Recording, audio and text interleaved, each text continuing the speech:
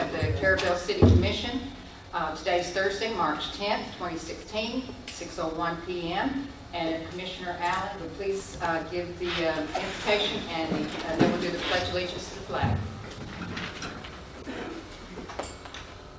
Our Father in heaven, we're so grateful that spring has come, this beautiful day that we've enjoyed in this lovely city of ours. We're thankful for the opportunity of coming together tonight to discuss the things for the health and welfare of our city. We ask you to be with us in our judgment, our wisdom, that we may do that which is proper and appropriate for all concerned as best possible. We ask you to be with the leaders of our country in this difficult times, that they might recognize you rule in the kingdoms of men, as you taught many, many years ago through your scriptures. Bless those that are in need, those that are sick and afflicted. Help us that we all might serve as we can. In his name we pray. Amen. Amen. I pledge allegiance to the flag of the United States of America, to the republic for which it stands, one nation, under God, indivisible, with liberty and justice for all.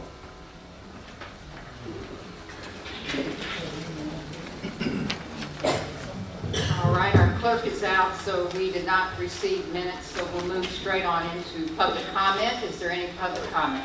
Okay, Mr. I have Mr. Canterbury, come on up. You were. I'll try to not take up too much time. Okay. I know a couple of you guys, this is concerning the upcoming CRA project. I see a couple of you are on the CRA board as well, so there's a little overlap here. I'm getting ready to put in a submission for the grounds work, some new grounds work at my Forgotten Coast Paddle Sports down there at the old junior food store right before the bridge. And part of that involves, we're going to raise it up and put in flower beds and just generally try to make the whole thing look nicer. It ties in, Mayor LaPaz, with that easement that you were talking about that I was unaware of initially when we read that first meeting. And I did research all that, and there is a county easement or city easement in there for about 11.5 feet from the other property line. And I thought I would bring it to the city and see if you guys had any interest in working with me or doing something collective. That particular part of the project, my part of what's on my land is not very big. I've got about 6 feet and about 8 feet deep. But the city has got another 11. It's all part of that dead, it's just dead ground and dead. I'm presuming that there's no irrigation of any sort in there. But certainly I thought I would give the city the opportunity to see if they had any interest in going in this with me. I'm going to be submitting for CRA anyway. I don't know how that would work. But certainly I knew it would have to be something the city would want to sign off on. I'm not looking for the land or to retitle the land. The land would remain the city's. I'm trying to doll up my property, and I thought that, it's that area coming down, when you're coming down that bridge, man, you're looking straight down into that property. I know that the Carrabelle has some things that define us in terms of, I think we do a lot of pirate stuff and things of that, maybe a sculpture or something of some kind. Again, I'm just not sure that it would be something that the commission would entertain. There's not necessarily anything in here for me. I'm going to move ahead with my submission irregardless, but I thought I would want to know. Thank you. I don't know if it's in our budget. Maybe, if the commissioners want to, they can take a look at it in the next budget cycle. We are not putting landscaping in some new areas that the CRA has worked on because we just can't afford the irrigation. We cannot afford to put potable water onto new. Yeah, and that's what I said. I don't think of that. Excuse me. We cannot afford maintenance on it too. We're paying a lot of money right now for maintenance on the landscaping that we have. But it's up to the pleasure of the board if they want to, entertain landscaping in alleyway. I believe you're talking about. Well, I'm talking about the highway front, the sidewalk frontage portion of that alleyway. Sir, you'll have to let us take a look at it. Yes, ma'am. We might need to have it surveyed and, just see what we're looking at. Sure. Again, I wasn't looking for an answer this evening. I wanted to bring it, get stuff and see if you guys had any interest in doing something. All right. Okay. Thank you, sir. Mr. May.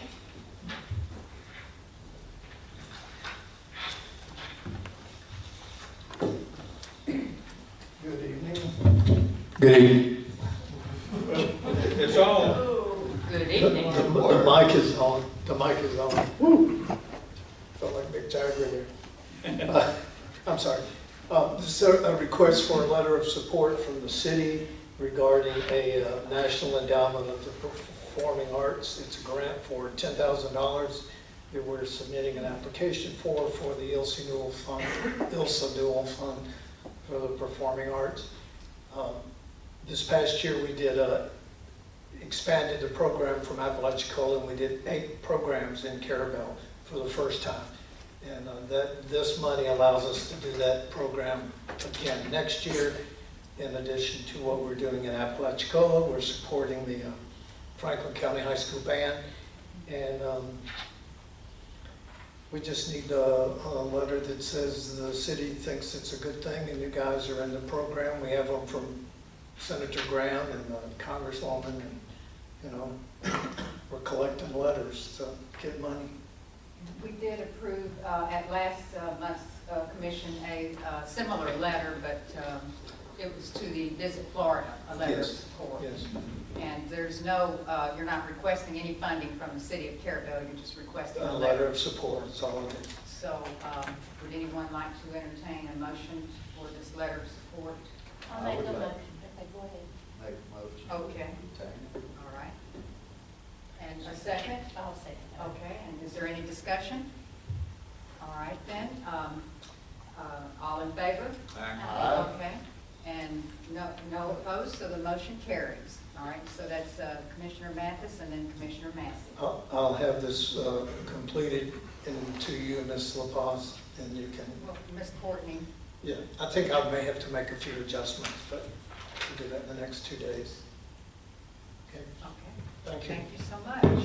And Bo, I'd like to say we appreciate what you're doing over here, and as a part of that program, it's sort of your programs on Friday and Saturday night, isn't that sort of connected to that? Yes. That brings some more music over here to the east side of the You know, county. I meant to bring in. Speaking of which, I meant to bring in I'm sorry I didn't do that, the out of area phone requests for reservations that I received over the course of, it's 3 pages. Oh, your statistics. Yeah. Very nice. And all of the people that from all over the country, from the Northeast to California, Ohio, and I mean, they all came, they loved it, they said, boy, this is wonderful, next year we come back, we bring our friends. We'll bring that to the CRA meeting and then bring the statistics back again next month and Good tell idea. us about it. Yeah. And then the night, if you notice, on a Friday night downtown, we had cards, and it's fun, and this money helps do that. Thank you. And thank you. Is there any more public comment? Ms. Lisa, do you have anything you want to say about the Camp Gordon Johnston days or anything? Well, I've kind of sort of become involved there. Yes, you have, and this is Lisa Munson coming up, and Mr. Minicello called today and he said he really appreciates your help and the support from the chamber. Okay, yeah, unfortunately, there's been one of the people that was organizing part of the event this weekend is in the hospital, and so they asked for the chamber to come in and step in and help out. But it's going to be an action-packed weekend. We've got a schedule, and there's schedules for all the different events, because Friday night there's a veterans event out at the Legion. Hog Wild is having a breakfast Saturday morning, and of course the parade, and the vehicles are going to be displayed. And then with some vendors, we've got Hog Wild is going to be doing food, and we've got a snow cone person too, and some other vendors. And then Saturday night there'll be a fundraiser at the for this Franklin County Senior Center, and all the money, the proceeds will go to that. That's a $10 ticket. But there's a lot of things going on. It's going to be a busy, busy weekend here in Carrabelle, and I love a parade, as y'all know. So, thank you. Thank you.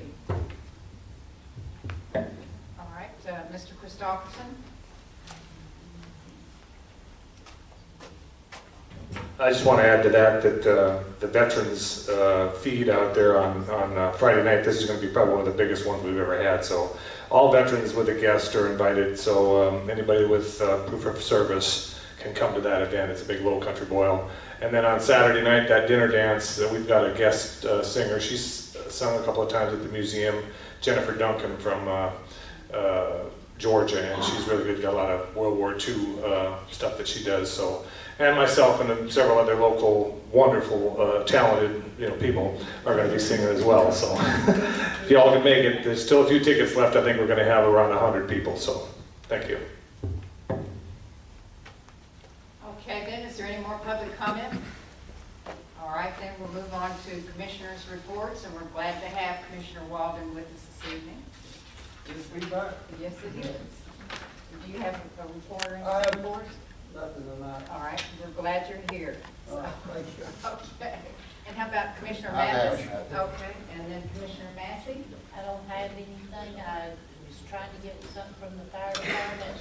They did have some calls this past month, a couple of fires, actually, and some 911 calls, but they didn't get it printed off and get it down here in time. So the last time they had one was January, but RJ said that he would get us one for last month and this month. Okay, all right, thank you. And Commissioner Allen? I can give a report on the fire department. I thought they did an excellent job on the boat fire next to, they evacuated our whole section. And we had one out by my house the other day. You did? Okay. They've had a couple, he said, but we could get it printed off and also we'll do it. Well, I worked with the fire department back in my other term, and I think it's a good group. I think our volunteers are as good as any group around. They are. We're looking at next year, Captain Wade will have his 25th year, so we'll do something for that. Party. That's why. Nothing particular, except I do remind you that 3 of our people here, Miranda and Commissioner LaPaz and myself, attended a CRA workshop over in Crestview, Florida, back on the 18th. About a 5-hour seminar and workshop, what we could do with the money, what we couldn't do with it, and the hoops that we have to jump through to get to it. And it was a very informative meeting. Had some knowledge of CRA, but I think this expanded it by 3-4-fold. And I appreciate the city sending us over there for it. And I appreciate you attending. Very good. Okay, then, and I've got to try to be quick, but it's large font. So you all may have noticed the capsized boat that was in front of sea quarters it's gone. It's vanished. And Mr. Rob Powis of Carrabelle, who's also on our CRA board, he started that project back in October of 2014, and it was a long and complicated project. It required meeting and communicating with several government entities for approval. It's required securing legal documentation, authorizations, and agreements, and hiring an experienced underwater diver and assistant to complete the actual work. He had to organize disposal of this heavy waterlogged vessel. He had to obtain funding for the project, which ended up that Peter had to be robbed to pay Paul, basically, on the funding.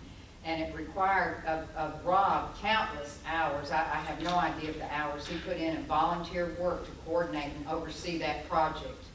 And then the Waterfront Partnership Group volunteered their administrative services for the project, and then legal services were donated because some legal documents had to be drawn up. In-kind services were donated for disposal of the boat, and during the actual retrieval process, a trade of favors was negotiated by the actual crew that was hired to remove the boat, and then the crew that was operating the barge that had the truck with the crane, which just happened to be there. That was not part of the planned removal. So they negotiated a trade of favors, and so then they used the crane that was on that truck to upright the boat, and then the boat was able to be towed to a boat ramp. And from there, it was moved onto dry land for disposal. This was just a small 21-foot bayliner, and I'm telling you these details because I want you to know and understand that removal of a derelict boat and sunken vessels is not simple. It's complicated. Certain procedures must be strictly followed. The agency or persons completing the removal must accept responsibility, including but not limited to possible damages to personal property and equipment, personal injury, hazardous spills, and the contractor removing a vessel must be fully insured. And generally, derelict vessel removal is expensive and serious business, and most of the time it's left up to the FWC. So we had, volunteer work, and with all that being said, I want to thank Rob again. I want to thank the Waterfront Partnership for assisting and donating $200 toward the cause, and all those who donated and contributed their services. And some of them are sitting here on this board right now. And I'm sure the Carrabelle Waterfront Partnership would accept donations to help pay for the vessel removal costs, because we did rob Peter to pay Paul. And then I just want to report that our number of water and sewer accounts have increased over the past 5 years from 1,420 accounts in 2010 to 1,697 accounts in January of this year. That's an increase of 276 accounts. And that doesn't sound like much, down that way. but it's an average of 55 additional homes or businesses each year, and that's really a big deal for a small community. And then now, I'm sure everyone's seen some of the roadway paving projects that have started in the city. These are the county projects at this point, and that's West Avenue F and Southeast Avenue C and Southeast 3rd Street are already in progress by the contractor C.W. Roberts.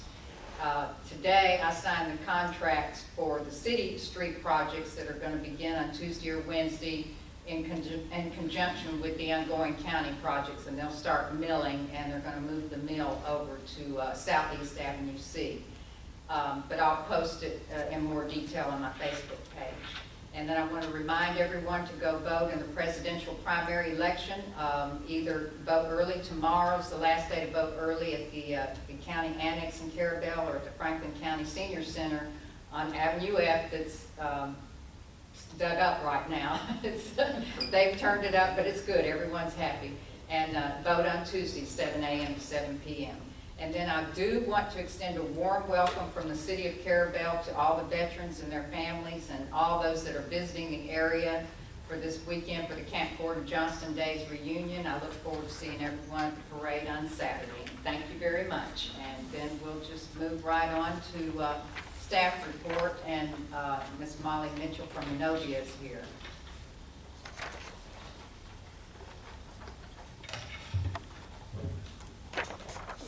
Good evening.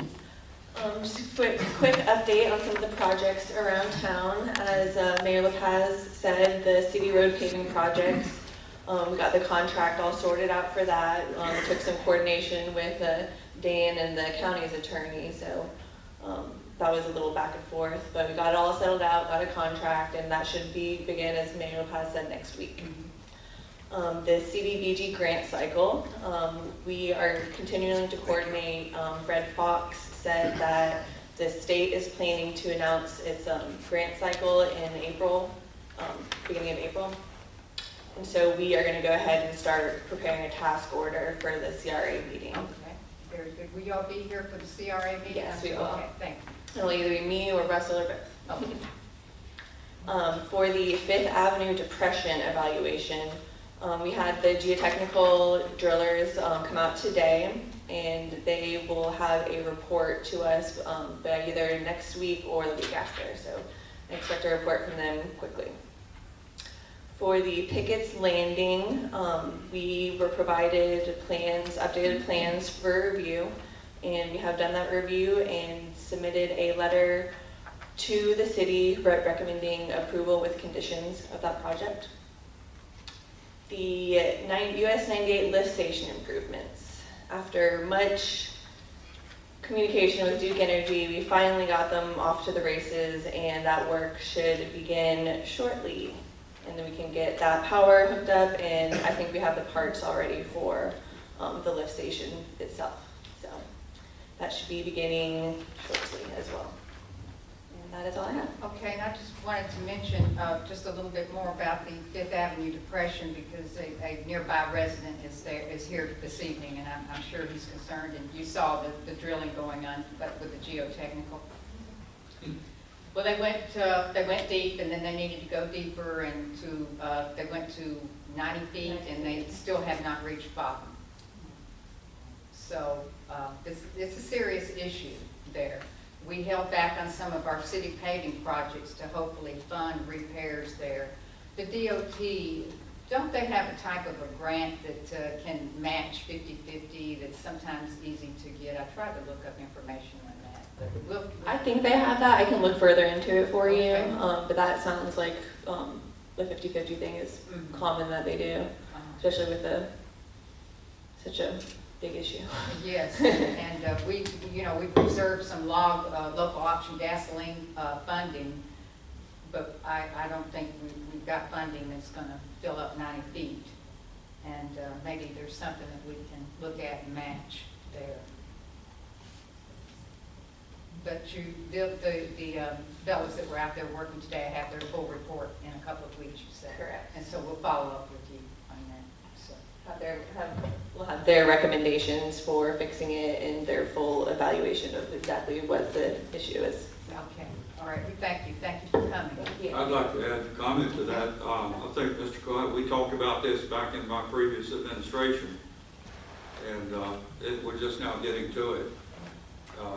My view on that is Carrabelle time syndrome gone to seed, because you know how things go here. That's when the plumber says, I'll be here Tuesday, and he didn't say which one. So we said we'd fix it. We didn't say when, did we? So we're working on it, though. Just hang in there with us. Does anyone else have any questions for Ms. Molly? Okay. Thank you. All right, thank you. And then Ms. Tamara Allen, Waterfront Partnership.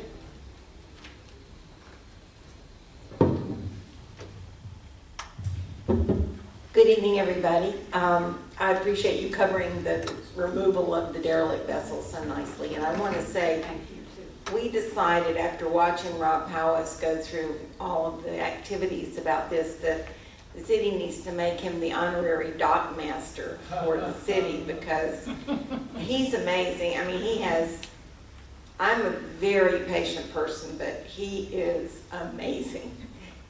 And that's what it took to get it done, but 2 years is a very long time to do a project like that. So now we're waiting to see what new waterfront project he wants to work on next. I wanted to bring you, I wanted to tell you when the DEP was going to continue with their brownfield project at the old water plant. However, the answer is they don't know yet. We're still underway. They consider us to be in progress, but they actually have to get all kinds of I's dotted and T's crossed and permissions to go in and actually remove the building of the sugar shack and also some of the dirt there and replace it and all of those things that they're still planning to do. And they were scheduled actually to do them in the month of January. And they cannot give me a specific time frame, but they assure us they'll give us 2 weeks notice. So, Okay, and be sure to remind Ms. Courtney that we did get approval for, to take that block to the landfill without a tipping fee. oh, good. I just Okay. remembered that. Okay, great. Yeah, we need to remember that. Well, the hazardous part has to be disposed of, and that's part of the issues is about the disposal of the petroleum affected ground, the dirt. They were going to take that to Tallahassee. Right, they've got some special things they have to do with it and go to a special place. So that seems to be what the holdup is. The historical committee would like to remind you all, in case you haven't seen the little posters, we're having our last seminar in the series that the museum has done on the early peoples of Carrabelle, the native people that were here. You know, we started back with the first people that lived here and have come up all through now the Spanish coming, the French coming, and now we're up to what we're calling, the name of the seminar is not this Saturday, but next Saturday. It's called The Last of the First. And it was when, a sad time in our history where the Indians were removed from this area. And in the Seminole Wars and all the things that happened around all of that. And that will be at the Senior Center on Saturday, the 19th, from 10 o'clock in the morning until 12:30. And it's free, and we would like to invite everybody to please come and join us. And we've got some great speakers. We've got just 2 speakers this time because everybody wanted to have time to look at the various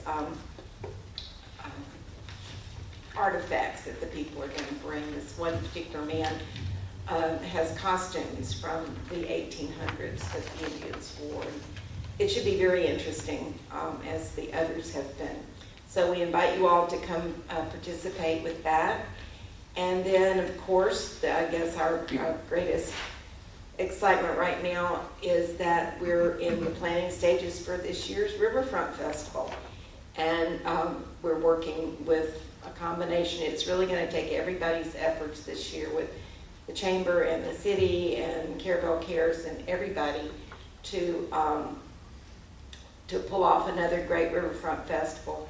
It's going to be Friday the 22nd, and Saturday the 23rd of April. And Friday's going to be from 4 to 8, and Saturday's going to be from 10 in the morning till 6 at night.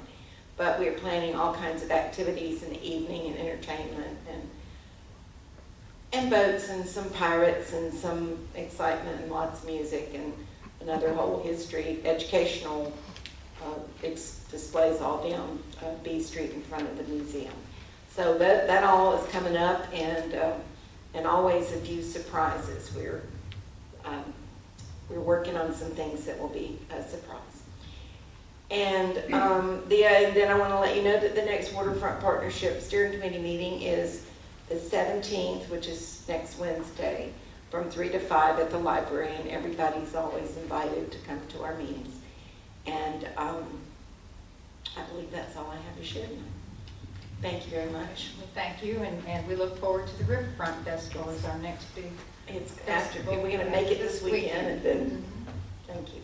So, Did I say that the meetings are here on Tuesday? The planning meetings are every Tuesday at noon for okay, the Riverfront Festival. Are you looking for volunteers? We are always looking for volunteers. In fact, the Chamber is coordinating volunteers, and I'm personally looking for a few volunteers to help us with the history and educational programs. But So the meetings, the Riverfront Festival meetings are Tuesdays at what time then? Tuesdays from noon to 2. Noon to 2. Here, back here in Okay, in the here room. at City Hall. At City Hall. Okay, and you need Every volunteers, Tuesday. especially to work the historical venue. Well, that's just personal because that's what I'm in charge of.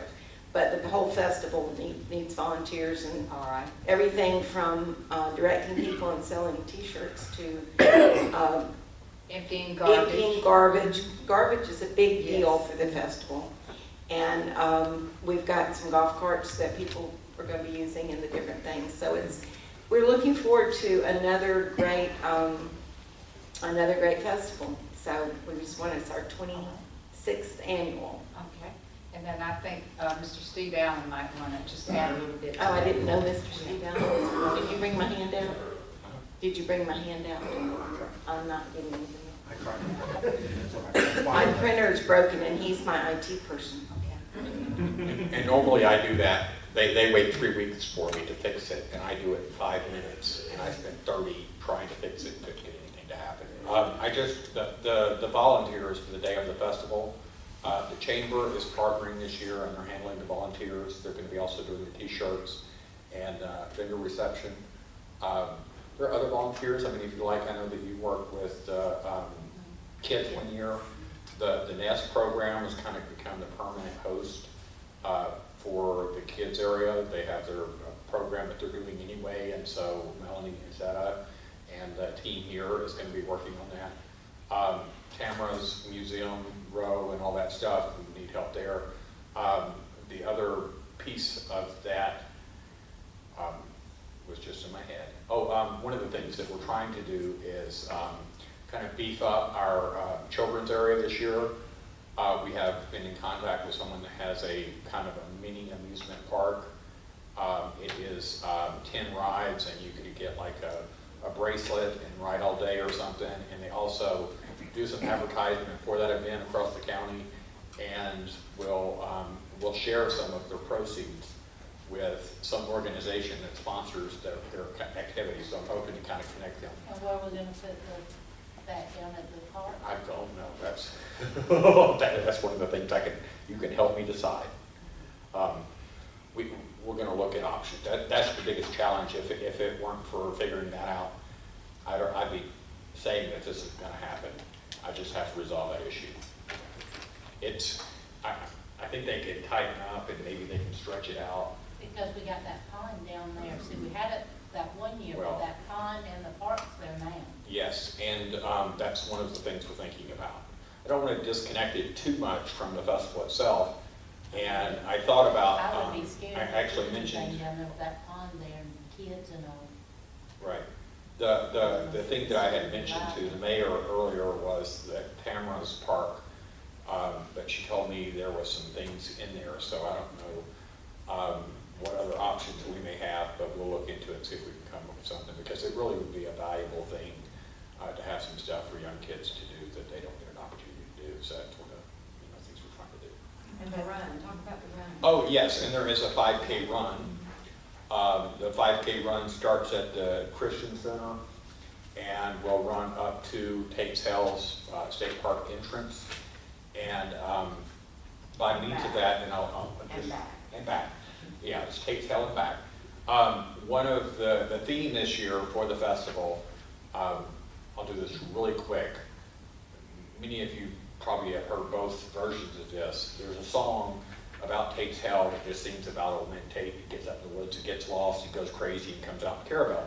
But there's a lot larger, longer legend that has been printed in a number of places that includes an Indian who curses them and blesses them first, and they have 3 years of kind of bounty.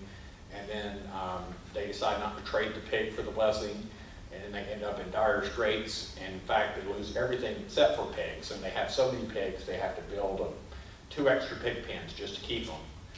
And then the funny part of the story is that he gets a mail-order bride from New York City and gets her down here, and all he's got is pigs to feed her.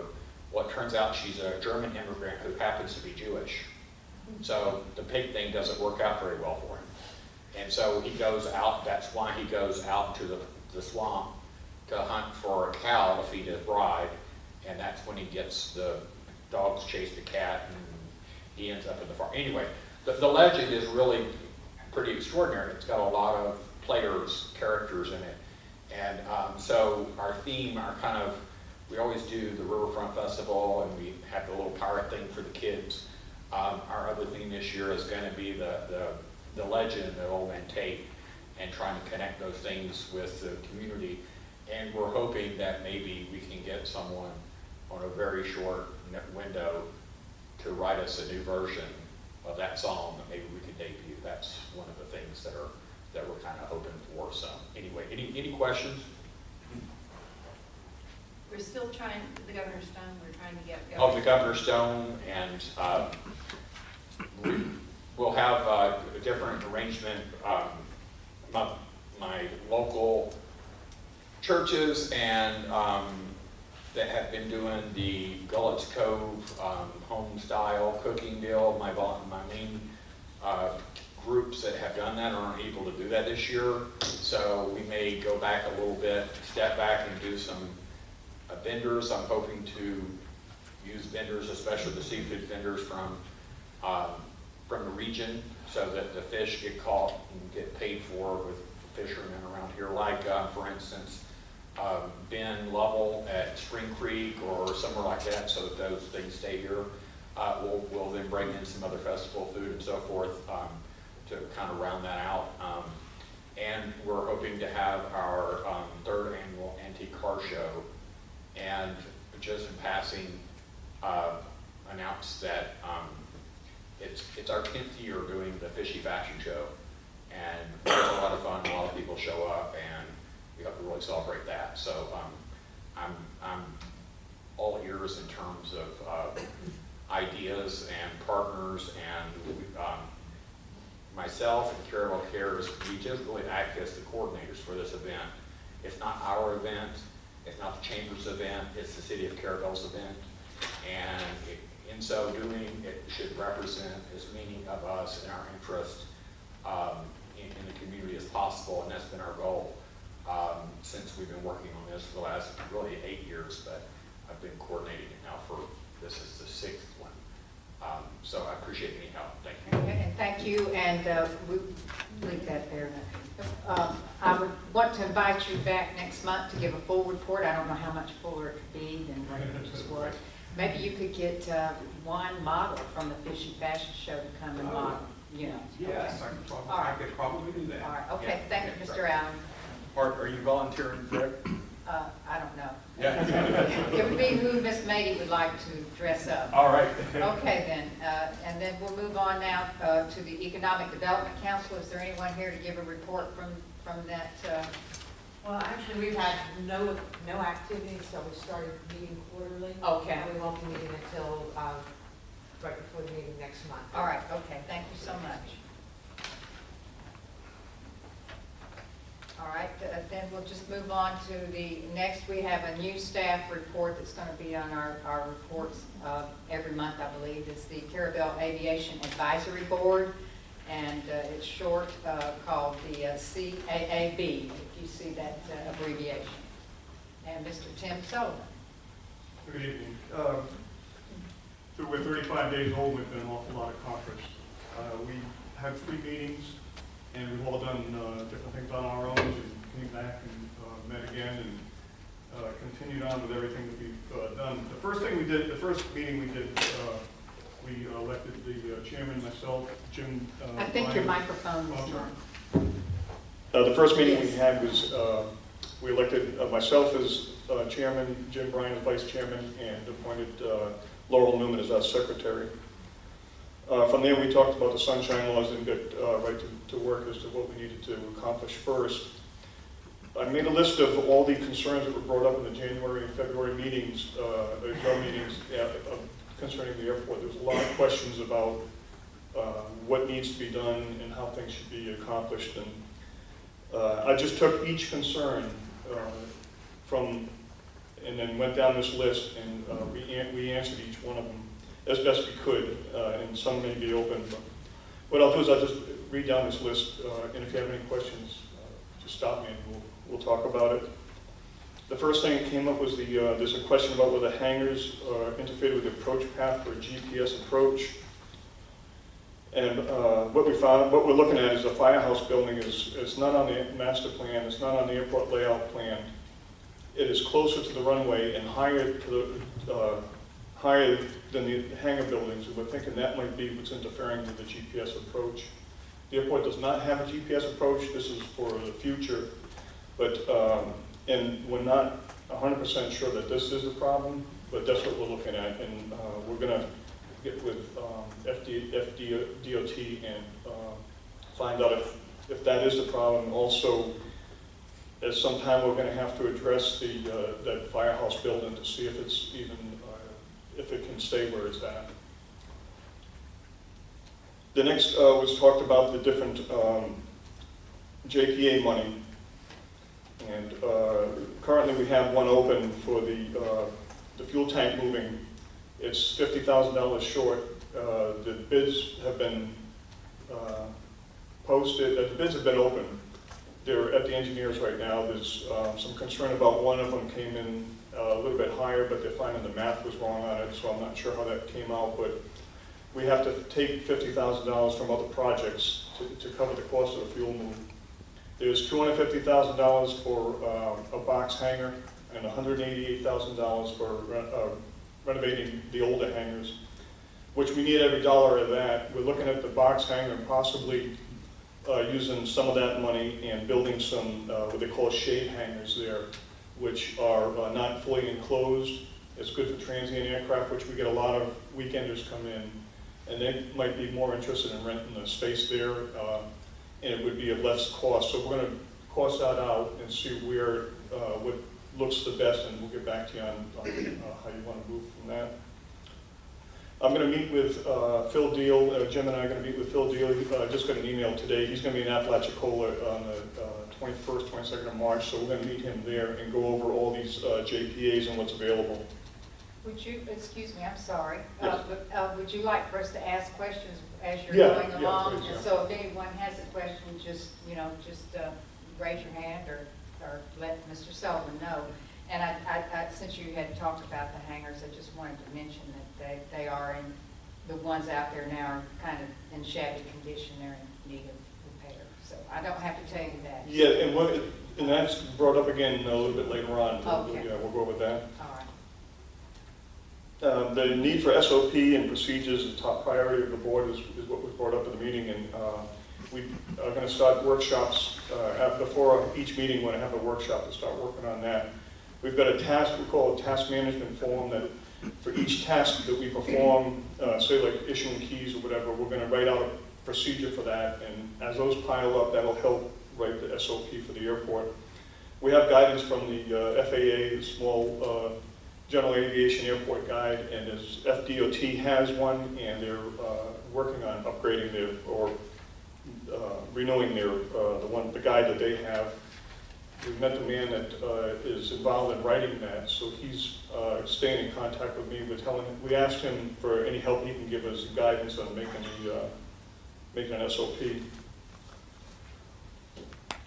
The next concern was the need for hangar leases, and this is where the hangars right now they're out of compliance with the standards of the FAA. There's 9 hangars out there. The 6 of them are in bad disrepair. They leak. The supports are going on. No electricity in them, and that's the first. We've got that money to renovate those. Hopefully that'll do most of it. But before we look at leases, we need to get those hangars up to standard. And then once that's complete, what we'll do is a survey of the area to see what the hangars are leased for in the area, and also copies of their leases to see what, and use those as guidelines to make up our own leases and to set our rate schedules. Equal charges for hangar rental. As of January 2016, all hangar rents are according to the published rate charge. There was some discrepancies, and there was a lack of keeping record of who was paying what and when. We are going to mirror the city's banking practices and have our own that we'll check each month to reconcile with the city, but it also be in more detail about who's doing what and when and how much, and along with that, we're going to forecast out a budget for 2015, 2016, and then each year after that. So, but I think I understand that you all want to set up something like a sub-account then from the under the airport, the port and airport account, the sub-account especially for the airport. Yeah, the FAA requires, the FAA and the JPAs require that you have completely separate fund banking and accounting for the airport, which now it's in with the Port Authority, but the Port Authority doesn't have anything coming in or out.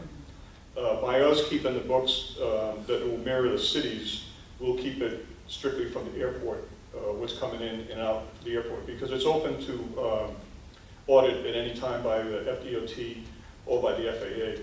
So we'll have it separate so that when they do audit, they'll have an exact record of what they're going to be looking for. And we're going to follow their guidelines as to what needs to be recorded. And then your board member that's acting, I don't know what his title is, treasurer or Mr. Paul, he'll be working with our finance clerk from time to time. Yes, it happens that the 5 of us, I mean, we work really well together, and we all have expertise in different areas. Bert Bolt will be doing the financing, that's his area of expertise, and Jim is doing the planning for the short-term, long-term, and overseeing the projects as they come along. Bert Worthy is security, he's looking at security, wildlife management, And Greg Newman is the infrastructure. He's been out at that airport, so he knows the airport better than anybody. So, and he's done a lot of work out here in the last month. And I work with government agencies and vendors, so that'll be my area. No fuel inventory procedures. There were checklists. There were checklists that are provided by the vendor and the Department of Environmental Protection. They came down. Environmental Protection just came down a couple of weeks ago and inspected the tank and gave us their requirements for inspections. Even though we haven't been using that fuel system, it's supposed to be inspected every month, and along with that, it has to be a record of it. So we've got that, and we've got the list. Once we get that fuel system to where it's going to be operational, we'll have an SOP in place for the inventory, the measuring, the fuel quality, and the accounting on the machine. The gate security and maintenance. Greg has done some maintenance on the gate there. He lubricated the chain that was getting dried out and made some adjustments on it so that the gate now lines up like it should. Pass card inventory. The list of the pass cards that were issued is not accurate. There's people that on the list that were supposed to have X amount of cards. They don't. We don't know. There's other cards that are missing. So there's been cards that are issued that are not on the list. What we're going to do is change the code on the gate box, and then we'll have to at the same time reprogram the cards and reissue cards to anybody that needs access to the airport. Along with that, you know, the FAA, TSA, and FDOT, they have guidelines as to who can have access to the airport, and it's basically individuals needing airport access, which are the pilots, the maintainers, the grounds crew that needs to come in there, the cleaning crews, or anything that has to do with running the airport. And the police department as well. And the police department too, yeah. Some fire. Yeah, folks. Fire, yeah. Fencing and routine check and wildlife control. The FAA requires that you have a wildlife management plan if there's any sign of wildlife, and there is a lot out there. So that will be something that Bert Worthy will be working on, making up a manual as to how we're going to handle that. One of the things we're looking at is having all the trees and the brush cut down on the airport perimeter so that almost any airport you go to, you can stand in the middle of the runway and see the perimeter of the airport. A lot of reasons for that. Birds nesting in there that can interfere with the aircraft coming in and out, and then animals running across the runway, and besides having an open area for the airplanes when there's a problem. So, the broken support fence has been replaced. William Massey had a crew out there, and we had a list of things that we wanted to get done, and he accomplished all of them. So we appreciate his help. The NOTAMs, the notice to airmen, there was two in question, whether there was a NOTAM for the fuel system and a notice for the rotating beacon. There wasn't any record of any NOTAM on either one of them, but both are required by the FAA and the JPA guidelines. So both have been posted. There's a NOTAM out now for the fuel system not available, and for the beacon not operating. Courtney changed the list of those who could file the NOTAMs or submit the NOTAMs, and so now it's Courtney, and then everybody on the board can submit the NOTAMs. Well, I thank you for taking care of that. That was something that I questioned back in January. We were told that they were up to date, but thank you for taking care of that. Yeah, there's an airport facility guide. The FAA has an airport facility guide that lists all the things that the airport has, and that's where the pilots and the websites get their information for other places that pilots go for information.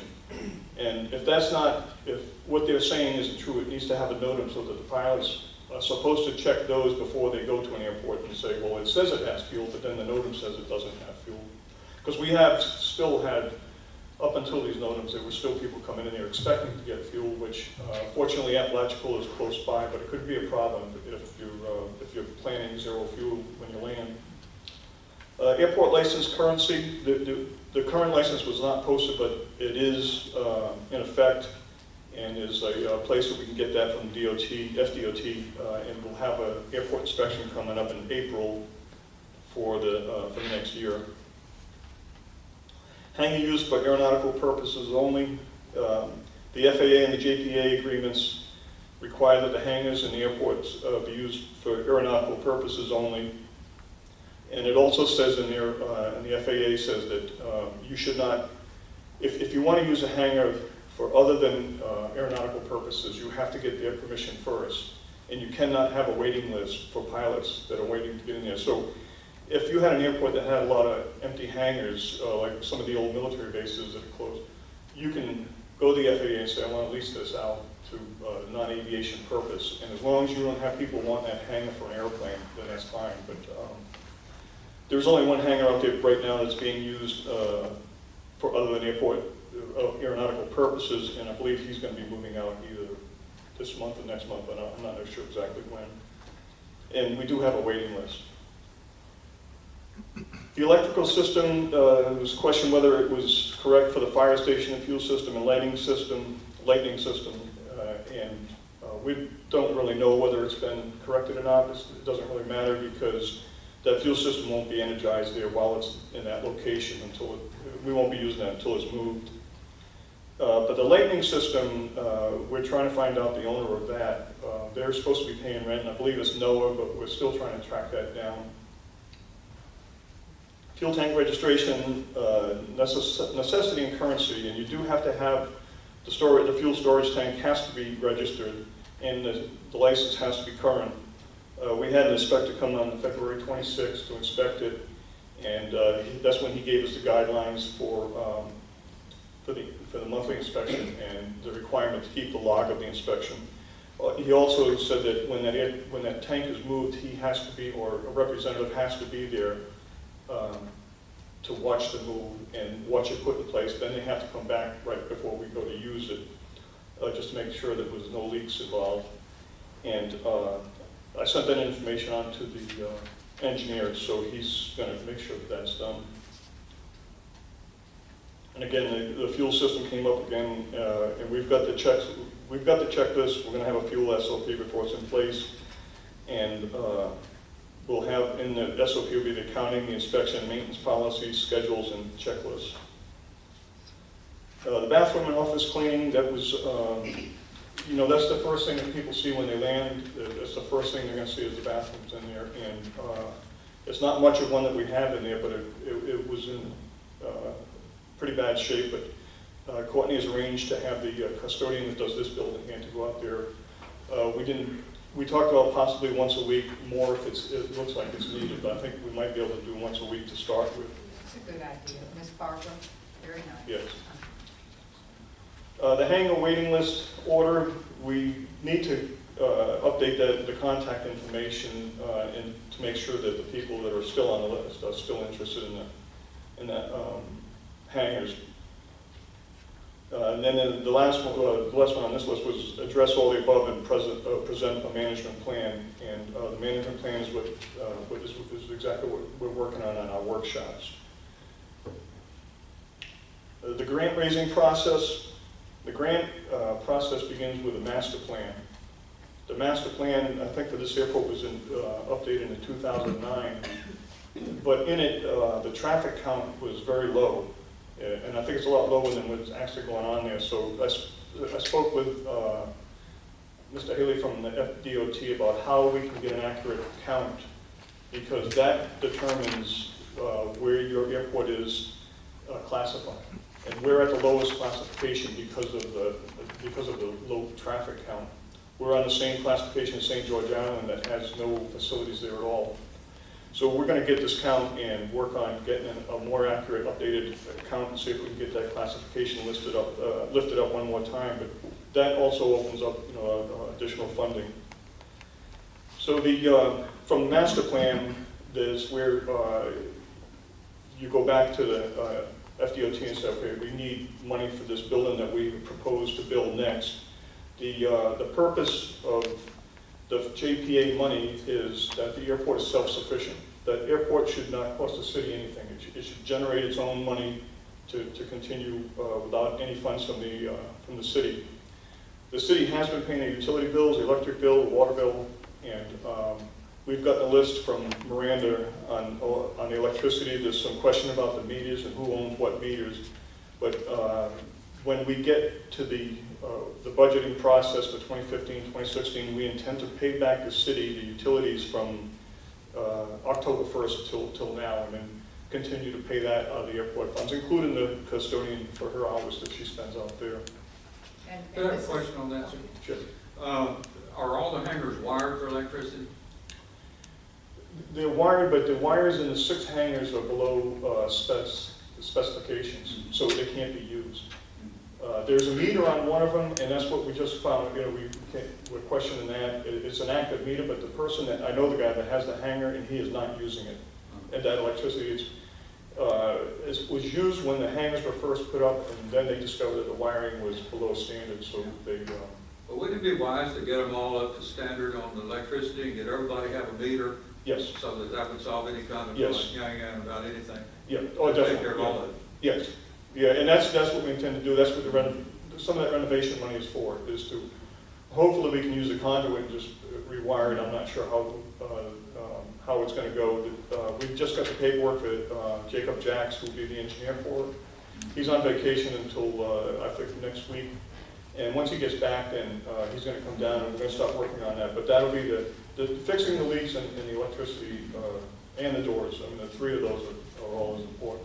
So that renovation process has begun, pretty much. You've Yes. got the engineers picked and Right. they'll start working on that soon. Yeah, and like I said, there's a place for the meters right there, but they're not on. And then it's a matter of cost. Is it better to just rewire the whole thing, or just can we use the same conduit? That's what the engineer will have to figure out. Thank you. So we went, Jim and I went to the continuing Florida Aviation Systems planning process as part of this, the grant process. And we made some good contacts there and met with the FDOT, FAA, some aviation engineers, and some other airport representatives. And we discussed the short-term, long-term planning. The next thing is to get with Phil Deal. We're going to go up to Chipley, but we're going to meet him in Apalachicola, and we'll review all the funding, the JPAs that are available. The next concern was the airport manager is, do we need an airport manager, and how much they should be paid? We couldn't find any airport the size of Carrabelle that had a paid airport manager. And the FAA guidance to small airports says that it's normally either a volunteer airport manager, a volunteer aviation board, or a city employee with an additional duty to oversee the airport. Airport usage count we talked about. We're going to try to get that here real soon. Another thing that came up, should board members be pilots? And as a pilot, I know what pilots see. You know, they see the runway, they see the taxiway, and they see the pilot's lounge. You know, they don't know the inner working of the airport, how the lights work, and how the inner workings of managing an airport. There's a certification for airport managers. It's the Accredited Airport Executive. AAE is the rating, and any airport that has passengers service will have an AAE rated executive overseeing the airport, and they do not require a pilot's license. I've met a lot of people in aviation that, for one reason or another, couldn't be pilots. Some of them medical reasons, eyesight, different reasons, but in a lot of circumstances, they knew quite a bit more about aviation than the pilots did. I think I was the one who brought that up, and I very appreciate your answer to that. That's very good information. Oh, thank you. The battery charger, that was brought up a couple times, but I did the math. I got the sheet from the company that makes the battery charger. That's the drop cord. It's my drop cord. I have the battery charger on it for my airplane, and the reason why I bought it because it was the cost of operating it is very cheap. But I got the Duke Energy rates, and with Duke Energy rates that they're posting online is to operate that battery charge, 29 cents a month if I continue to use it 24 hours a day.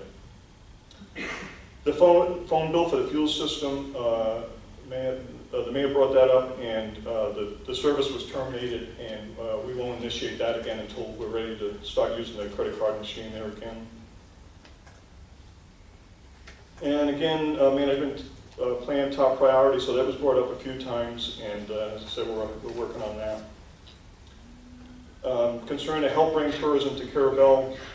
We did discuss the importance of the Carrabelle Airport to bring in visitors, and there is a lot of people coming to that airport that spend either the day or overnight or some weekenders that have property here. And once we get settled in and we get the fuel system close to being done, we're going to do more to publicize it and to promote it on the websites that the pilots look at. There's an awful lot to offer here. There's people that come in. There's a couple from Alaska that stay in Mariana, and they fly down to just walk. They like to walk to the beach, spend the day at the beach. There's others come down to go to restaurants and things. So I think once it gets known, we'll have a lot more traffic. The first thing we needed to do too was put the airport on the map through the postal service, the postal system. So we got a hold of Lieutenant Alan Ham. He's the 911 coordinator for Franklin County to verify the airport address, and it's 317 Airport Road. And so we put a mailbox up there. And by doing that, like the GPS and things, that's where they get their information from, is the Postal Service.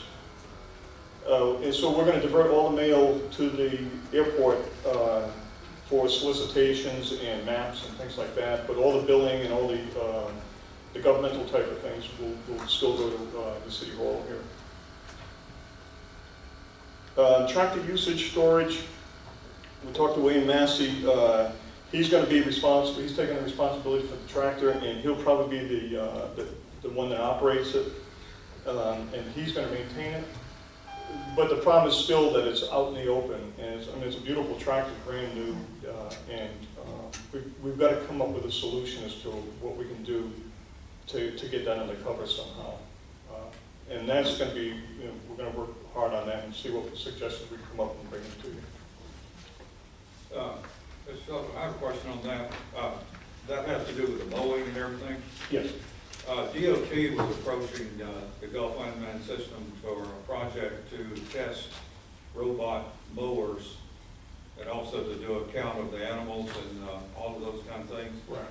And that was supposed to have been done in February, also Apalachicola, I think Daytona Beach, and one other airport was under DOT's plans. Has there been any movement on that? Do you know anything about that? No, he did come to our first meeting, and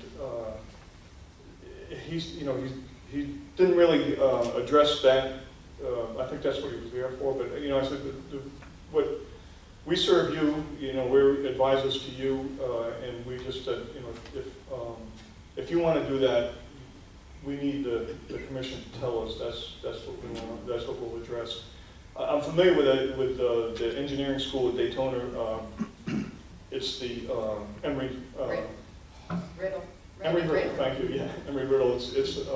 And they've been working on it for a couple of years. They do with DOT and FAA and all. But I don't know the details. I can speak to that somewhat. I've done some research on that, and that was a claim of GUSC. And through the traffic safety team, I've researched this District 3 for the FDOT.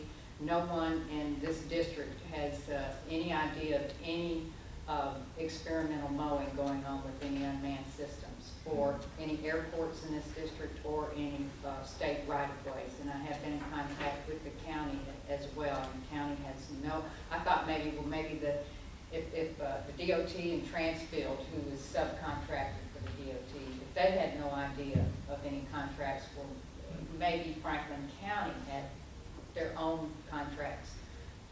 Mr. Pearson, Michael Marone, there are no contracts with the county.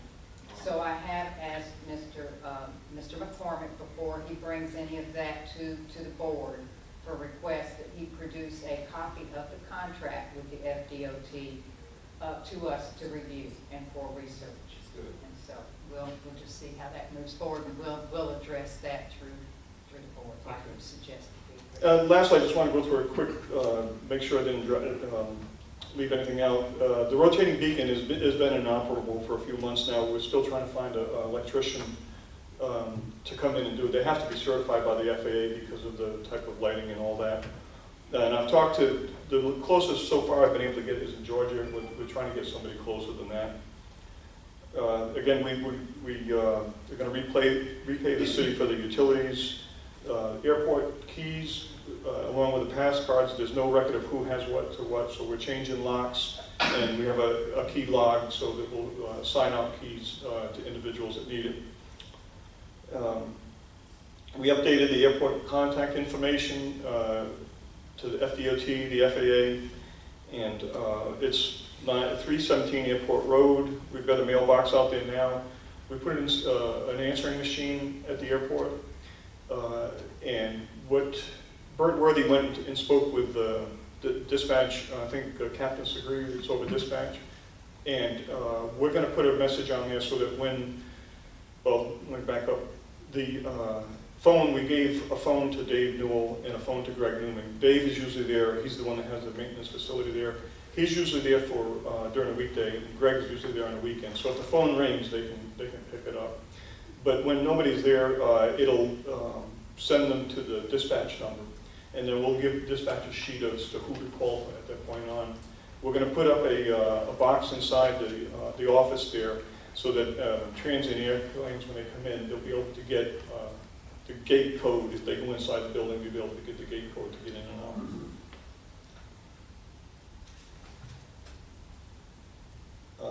I think that's about all, but I really want to thank Courtney and Keisha and Miranda, Lou and William Massey, and the mayor has really helped us give us guidance, but it's been excellent. We've done a lot of work done in 35 days, so I really appreciate the help. And I want to thank you and Mr. Bryan for going over to providing your own way, your expenses over to the continuing Florida Aviation Planning Process meeting in Eglin. And then I understand you all have plans to go to the next couple of meetings in Pensacola and Tallahassee. And then you're just going to try to attend all those meetings to represent Carrabelle. Yeah, we made a lot of good contacts, in that first meeting, and there's a lot of information we are putting out there, and I think we can gather more funds that way too. Okay. And then we talked about tourism, and I as well, I've been communicating. I sit on the TDC board, and they're developing a new website, and I've been able to talk that board into putting a drop-down menu or a page dedicated to the Franklin County Airport. So Carrabelle's going to be in there. Our airport is going to be on the new TDC website. It'll be towards the end of the year. And Mr. Kurt Blair is supposed to be in touch with you. He has your contact information. Right, and my Carrabelle website will be on that also. Yes. And the more we get, we've got a lot of things to do initially before we get to that, but there's a lot of ways that we can promote the airport to pick up the traffic. And have you all established regular meeting dates? We're it's going to be the third Monday of the month. We looked at when to have it from your meeting, and we decided that putting it in between, we can address things that come up in the meeting, and we can prepare for the next meeting. So you said the third Monday? The third Monday of the month, yeah. And then we've been meeting, the drop of a hat pretty much. We've had 3 meetings so far, and everybody's pretty much available. So, and if anything comes up, we can get together. And then that set meeting date is, what time is that? At 11 o'clock, but we're going to start at 9 o'clock. We have the workshop at 9 for 2 hours, working on the SOPs, and then we'll have the regular meeting. Okay. That's open meetings? Yes. For the public? Where's your meeting? It'll be in the war room, is that it? If they get a large crowd, I'm sure you can move out here. Yeah, we did have one meeting, the middle meeting. We went out to the airport and we all walked around and took a look at everything, and so it brought us up to date on that. And so the bidding process then is underway for the fuel tank relocation. That's the engineers Yes. are coming out taking. Yeah, we might have to shift a little bit of money around for that, and then the next thing is the renovations of the hangar, and right after that is the money for the box hangar. Okay. but it's all gonna have to be a bit short on the money, so we have to figure out exactly how we I wanna understand. go. And I appreciate you all wanting to make the airport self-sufficient to help remove that financial burden off the general fund. Right, Once you that's- get your cover for your tractor and some other things that you need, maybe next year we can look towards the airport providing your own liability insurance. Right. Our storage tank insurance premium is running close to $700, and the general liability is $4,100. And utility costs, all of that, phone bills, everything, the general fund has been funding in the past, so. So we should take a, we'll take a look at that when we set up this budget to Yes. see exactly, because we're still not sure. But we want that tractor covered up, I do anyway. Yeah. That's Oh, you that's have, the first thing I yeah, said when I seen I that. know. Do you have any idea of what that price was on that tractor? Does anyone know? I think it was around $100,000, give or take. That's with the extension that it has on there, the First thing I power. said when I went up. Well, then whatever y'all need to do to get that covered up. Yeah, even if we have to put a carport. canopy type of thing over something temporarily, yeah. Then But we'll discuss that We with. don't have anywhere to keep it, do we? It's really supposed to stay, yeah, it's really supposed to stay on the airport grounds there. What I thought about too is asking the forestry if they just had space we could park it. That's right. A secure spot Yeah. at this point. Well, it's been a long, in-depth report. I'm sure it won't be like this every time. But he had a lot to cover, and we appreciate it. We appreciate you taking time, and we appreciate the work of each and every one of you. I do. Thank you. And does anyone have any more questions for Mr. I'm Solomon? impressed with the way y'all taking this on and the movements you've made on it. Yeah, we've got a great group. Everybody works well together, and we've got a lot of expertise, so it's a good group of people. I'd like to add one thing to that. Every person that we met at that board meeting volunteered to help us any way they could. We even had a Pensacola financial officer volunteer to help us for grant money. She writes a lot of grants. So this is a group of brotherhood type. Yes, pilots are. They are. Right, and they have just, camaraderie. they're little backwards to help us. But we You're told them doing we a were. good job. I'm glad y'all took it over. And thank you again for providing your report in advance too. We appreciate that. We like to, I know I like to have my things in advance so I can study and prepare. But, okay, so then I guess we'll move on then to old business. And we want to discuss, approve or disapprove the final plat for Pickets Landing. Resolution. Excuse me. We have a resolution. Thank you, Dan. I'm sorry. Okay. Yes, we do. Quickly on the staff report, it's covered generally on the items. I certainly can talk about the relocation to City Hall under item 3 of old business.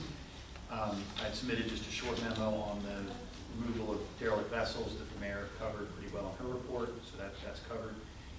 We'll talk about the noise ordinance, a draft of which we have in front of us, and that should do it for my items. We can mix them in with the agenda there. And then excuse me for moving forward. Sorry, okay, the city administrator has nothing. Okay, so then we'll have the public hearing and the resolution memorializing the alleyway that we discussed last month for the mini mall. Yeah, what we discussed last month was abandonment of the alley that is on block 5110. It's the mini mall. The building is literally sitting across it.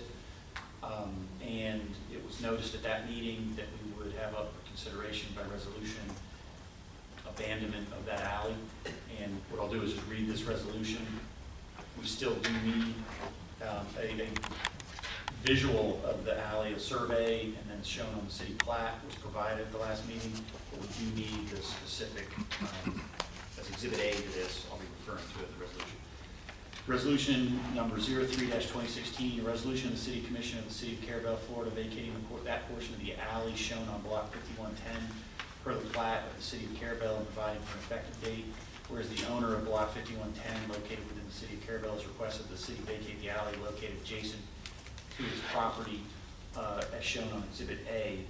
The vacation, whereas the vacation of the improved of the unimproved portion of the alley on block 5110 as identified in sketch survey attached here to as Exhibit A will not affect the ownership or right of convenient access of persons owning other property within the city, whereas with at least 15 days public notice having been provided to obtain public comment on this resolution and proposed vacation of the property described, and the commission having considered any and all written and oral comments received during the public hearing today on this resolution, including supporting documents, whereas notice is required by law given for a public hearing held on March 10, 2015 has been provided, and further appears that the property shown in Exhibit A attached here to has not been and will not be of any further public benefit to the public, and it is in the interest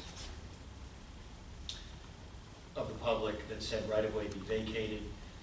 And now therefore be it resolved by the City Commission of the City of Carrabelle, Florida, that the portion of the unimproved alley shown on Exhibit A attached here to lying on block 5110 is hereby vacated.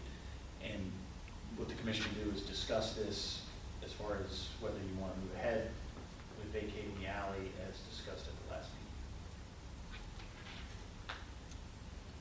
Even though we voted on it last time, you want us to discuss it? Well, no, we didn't vote on it. We did vote on it because we didn't Okay. have a resolution. All right, do y'all feel like there's any more discussion? Now, Miss Olivia, excuse me, Commissioner Massey, she was not here last time, so this, do you have the plaque that you had last time, Miss Janet? Where the old mini mall is next to the warehouse. The alleyway goes right through the middle of it. And so there's a new owner there, and he's requesting the abandonment of that location. Oh, so they built the warehouse on The mini mall is next door Yeah. to the warehouse. they built it in the alley, Yes. in the middle of the alley? Like 80, 90 years ago. They built it, boom, right on the center of the block. And The mini mall up here where the Shanghai all used to be? Yep. The Shanghai is here, and the warehouse Yeah. is right here. And It that's wasn't 7th 80 or Street. 90 years ago, because I can remember when it was built. You aren't that old yet? I remember when they You built look all good this. for your age. Well, it's the old school. I think it's the old school. No, not yet. No. The old school is to the west of it, directly to the west, adjacent. It's sitting on the easement too. That's another property owner. So the same property owner purchased the U-shaped building and the warehouse. And we If he'll clean the mess up, I'll vote for him to. well, he's working on cleaning it up, and Actually, Cliff is here if you want to talk to him. He's here. Come on up. He can tell you what he has planned for us. hello. How you doing? Okay. Glad to meet y'all tonight. I'm Cliff McLarty. I'm originally from Chattahoochee. Don't hold that against me. I do have my yellow card. And my partner, Tommy Jones, we're kind of brothers by another mother. But this was our playground when we grew up. Carrabelle over to Panama City, over to Mexico Beach. So we're coming home. And I'm an investor up in North Carolina right now. And we came down looking at some other property and happened onto this piece right here. So we're looking to put money back into the community, fix it up. As soon as we've signed the papers tomorrow, you'll see a white truck, a big black van, or trailer rather. So y'all come on and bring your hammers, your paintbrushes, and your sheetrock trowels. But you'll see us around for probably the next month or so. And then I'll have to go back for a little bit and get back here. But we are looking forward to getting it up and operational and bringing some economic development back in here. Well, welcome, and I want to say I've talked with our Streets and Roads supervisor he's busy right this weekend working with Camp Gordon Johnston festivities, but to come back there and pick up some debris that's on the Southeast Avenue, dirt road back there, and then I believe there's other debris in your driveway, but it's actually on the city right-of-way. And I've asked him also to mow up the city right-of-ways there on 7th Street that runs between your two properties.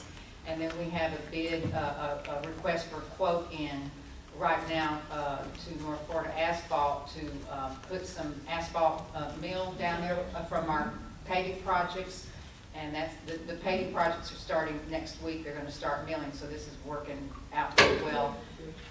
They'll be back in town to pave Marine Street, and if their quote is right, then we're gonna try to do just a one-lane access in there, similar to the alleyway that we did between the Carrabelle Junction and Ganders Harbor. We just did that within the past month. Right. So we're gonna try to, help you get in here and get established. Well, we appreciate that, and like I said, you'll find out we're very easy to work with, and we like to give back more than what we get. So, this, like I said, this is home, and we're actually, my wife and I are actually looking at properties to kind of come down here and settle in too. Okay, So, very good. we appreciate it. Do we need to vote on it? Yes, we do need to vote to accept this resolution memorializing this alleyway, and can I get a motion? Would anyone like to entertain a motion? Okay, so would anyone like to second that? I'll second. Okay, all right, so we have a motion by Commissioner Massey and a second by Commissioner Walden. Is there any more discussion? All in favor? Aye. Any opposed? Okay, then the motion carries, and that's Massey and Walden. Okay. All right, thank you. Gina, and if we could get Exhibit A on it, and it does need to be recorded in the official record. There we go.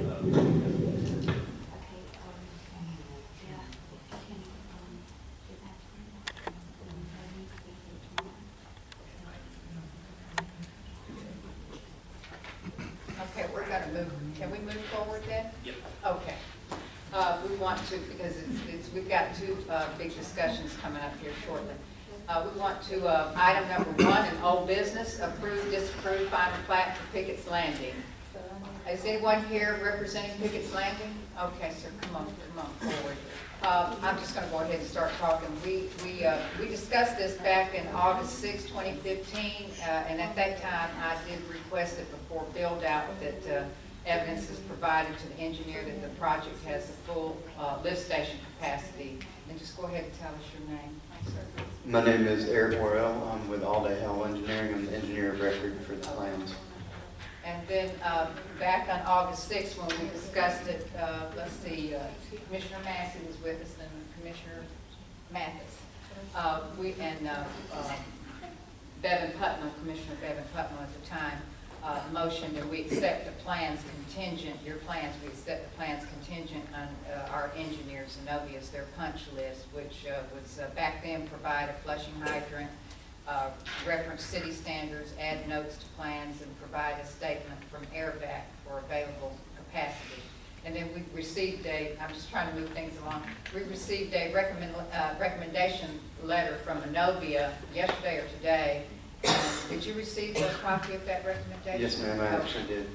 And the recommendation is to put sheet 3, whatever that was missing from the plan, and then just sign and seal the final plan set. And so everything appears correct according to Inovia's, except for these two little minor items.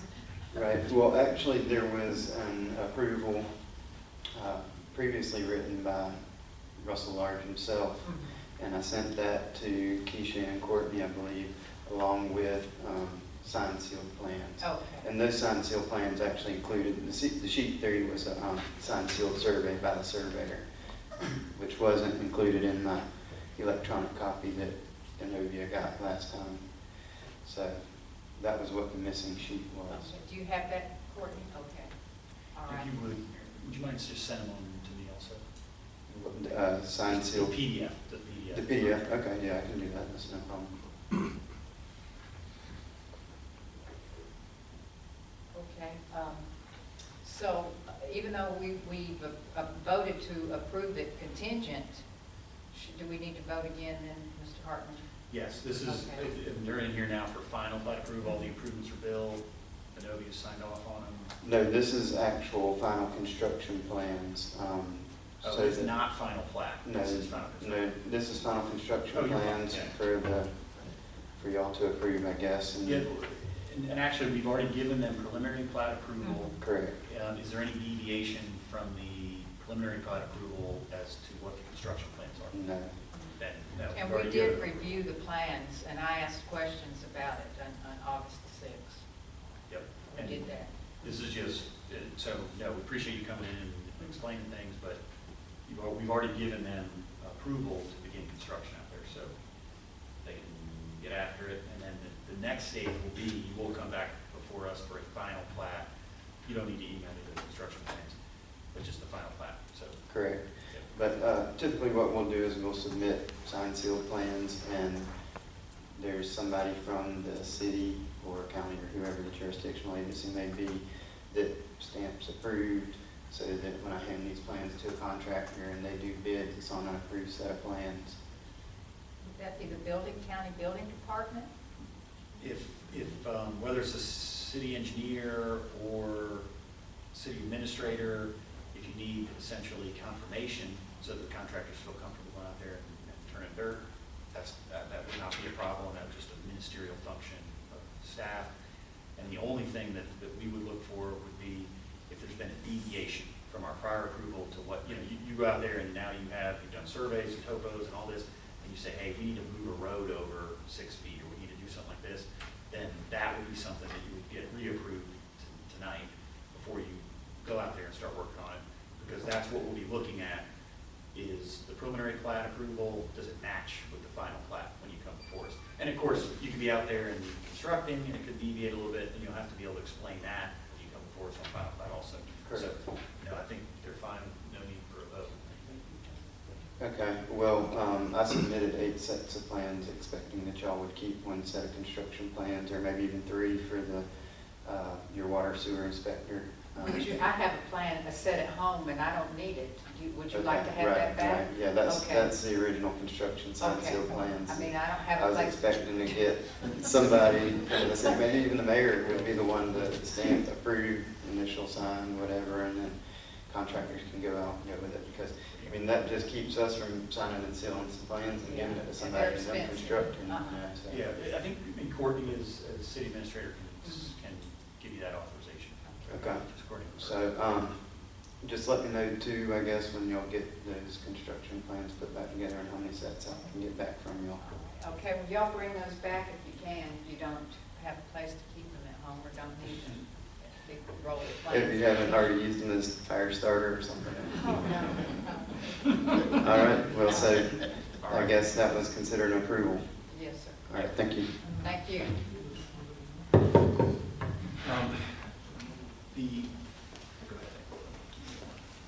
Item number 2 is the noise ordinance. We had talked about getting just a draft noise ordinance, because we really didn't have one with teeth in our current land development regulations.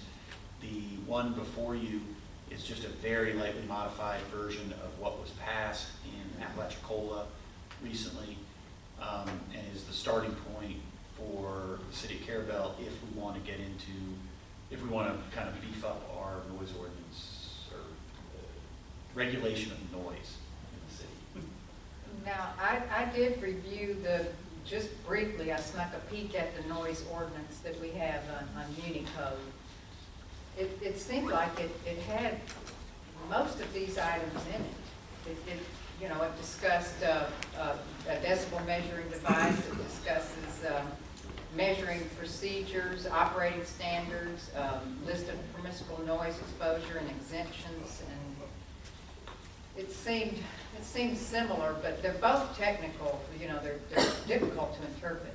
Right. These, and we want to make sure the police department can interpret these noise ordinances and We decibel. actually purchased a decibel meter, and we've just gotten it calibrated so that it can be used, so that we can, use it to find out what level these noises are falling on the decibel meter. The state statute on it, it reads a lot similar to the old ordinance that you have. So, and we can't start enforcing it. I beg your pardon? There's really no reason we can't start enforcing The ordinance that we have now. Have we had a lot of complaints? It's increasing. Compared to what we used to have complaint-wise in the past, we're seeing a steady increase. Is it at residential areas or vehicles? It's probably more residential areas, but it's emitting from businesses late at night. is where we're getting the majority of the calls. Now, we do have individual calls, you know, certain vehicles that need to be checked to make sure they're not above that decimal decimal limit, but for the most part, it's coming from businesses. Chief I Honey. have a question on this, Dan. Yes. Under Section 3, exceptions, the following activities or sources are exempt from the requirements, and down to number 8, and you've got this in yellow. Property licensed and zoned commercial establishments serving food and/or beverages within a building as their main operational business purpose that have entertainment located within the confines of the occupied building, walls and ceilings and doors and windows not left open. Would this restrict the Fathoms from having music in their patio? If you're, If they're violating it wouldn't, that piece wouldn't apply to Fathoms, meaning that what that, the highlighted section there talks about is that's if you have basically a fully enclosed, you've got just an absolute blowing it out inside and they're going deaf, that they inside that building, there's no limit. I mean, if you want to just deafen everybody inside a structure, you could. However, it still means that if you're on the public right-of-way, there's still limits to how loud it can be. And that's where you go down to maximum permissible sound levels in Section 4, Prohibited Acts. And it talks about Section 2, maximum permissible sound levels. And all that's saying is that these are the decibels that it can be from the deputy chief or whoever's measuring it. They're on the right-of-way or at the property line holding the meter, and if it goes over a certain level, then you're in violation. So you're emitting too much noise onto the They've neighboring been property. going through this for the last couple of years. They always bitch about Fathoms music in the summertime. You barely can hear it. If they'll go in their house and go to bed, they won't be able to hear that music. And Courtney made a good suggestion, I think she mentioned it, is that the chief was going to go by and just take some readings just to see, hey, what's going on as far as what is the level, what is acceptable, is not. The levels in the ordinance, obviously we can change them. We can bump them up, down, whatever is appropriate, so that a reasonable level of noise that we're already experiencing or whatever you all decide is reasonable is acceptable, and we don't just put someone in violation. Yeah. The problem is what is acceptable. Some people, it's a joyful noise. Other people's, it's a nuisance. And that gets down to opinion. So that's why we have to come to some kind of a legal definition of where it breaks that barrier. Well, and it's going to be different. Fuss about it if they can't hear it. If they ride to town to the IGA and they hear it, they're going to go back home and say they heard it at their house, so they can call and fuss. That's right, yeah. It ain't, the music ain't bothering them, it just gives them something to fuss about. Okay, I just want to clear one thing up. Are we discussing then, it sounds like we're discussing this proposed ordinance and we're going to bypass or overlook the ordinance that we have. And sorry, is my direction at the last meeting, I thought was, hey, bring us just a draft updated noise ordinance. That's what that is. To be honest, I did not go through our existing ordinance to say, hey, we can amend our existing ordinance and beef it up and that sort of thing.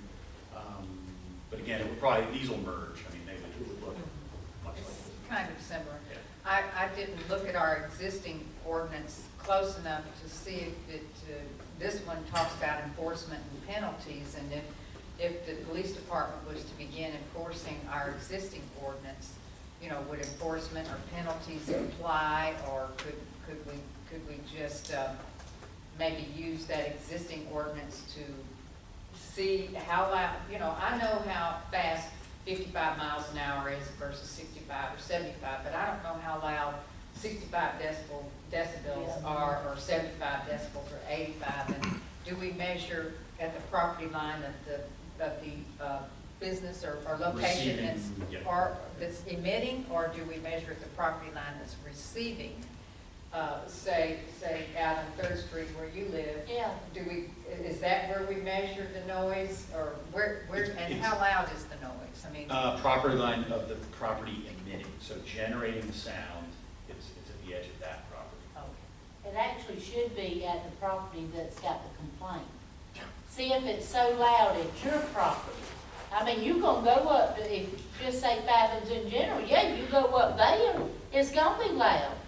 But come out there to Third Street West, you can barely hear it through the air, or if it's good wind blowing, you can hear it. And But not enough to keep me away. But the problem is, we've got to keep it objective, and the other party's property could be any distance, but I agree with you, is we ran some tests in the office earlier today, and being a little bit deaf from listening to too much loud music myself, we played the radio real loud here, had a meter on it, and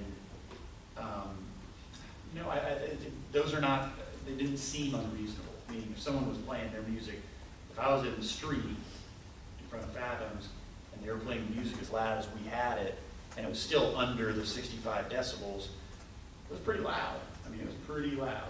So, I mean, surprisingly loud. But that's up to, again, like I say, you all, is you can download on your phone the decibel meter, and it's surprising. It was pretty loud. So, and there's not any easy solution, because downtown there is mixed use, and we have like a block away we have, you know, residences. So not everyone's going to be happy, no matter how it works out.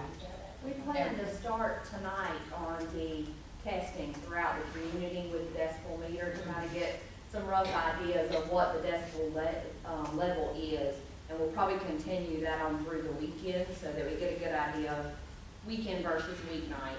And then what we can do is maybe compile, I can pull some studies on scientific, what it's comparative to, such as a jet engine or a tractor, or, you know, what it's in comparative to. That would maybe give you guys some idea of how high exactly 50 decibels is.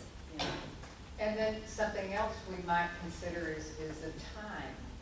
You know, I've heard, I have not experienced it myself, but at the one restaurant location across the river in Timber Island, it was 4 a.m. And I don't know if you were, when the gentleman came, you know, 4 a.m. That's somewhat excessive. I thought we voted on that, though. No, we did not. We never did? No, we have a time limit to be open or to serve alcoholic beverages. But not every night, not 2 every night, just No, on the weekends or But Fridays. they can stay open as long as they're not selling alcohol and playing their music all night long.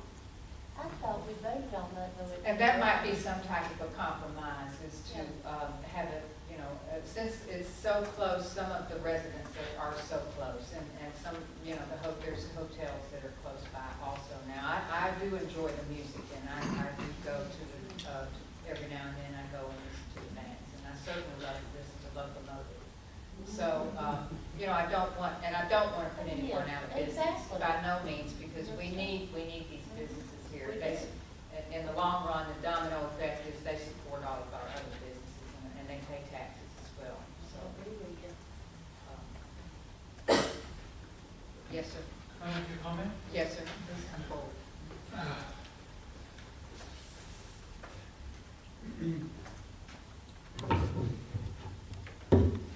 I'm Skip Frank, on behalf of the old Carrabelle Hotel. We are probably about the closest to ground zero of any place that's trying to put some people to sleep. And so we're particularly, you know, concerned with this.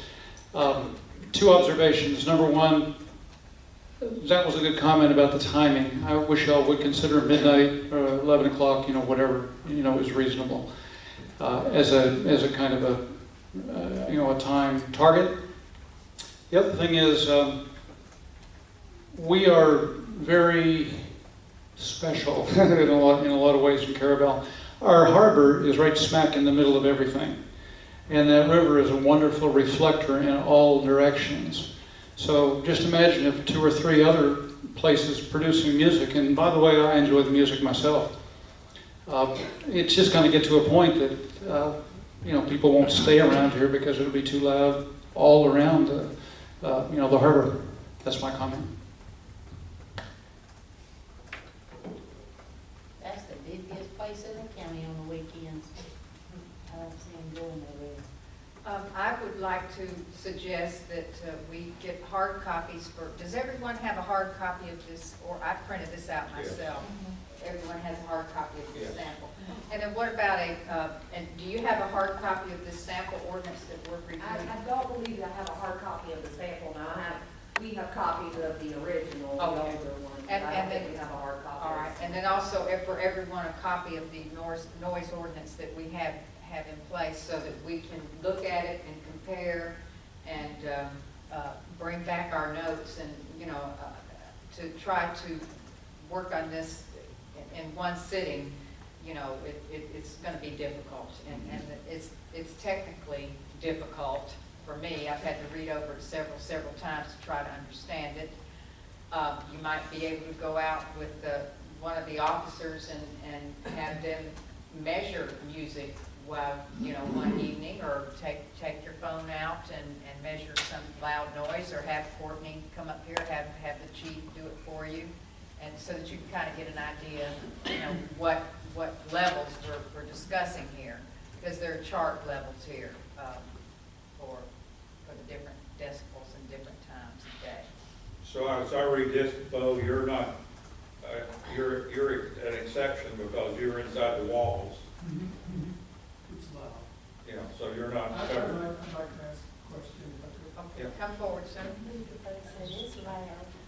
But your music that you play inside it's You don't hear it. I know it. Is there a difference between Bonet? Microphone.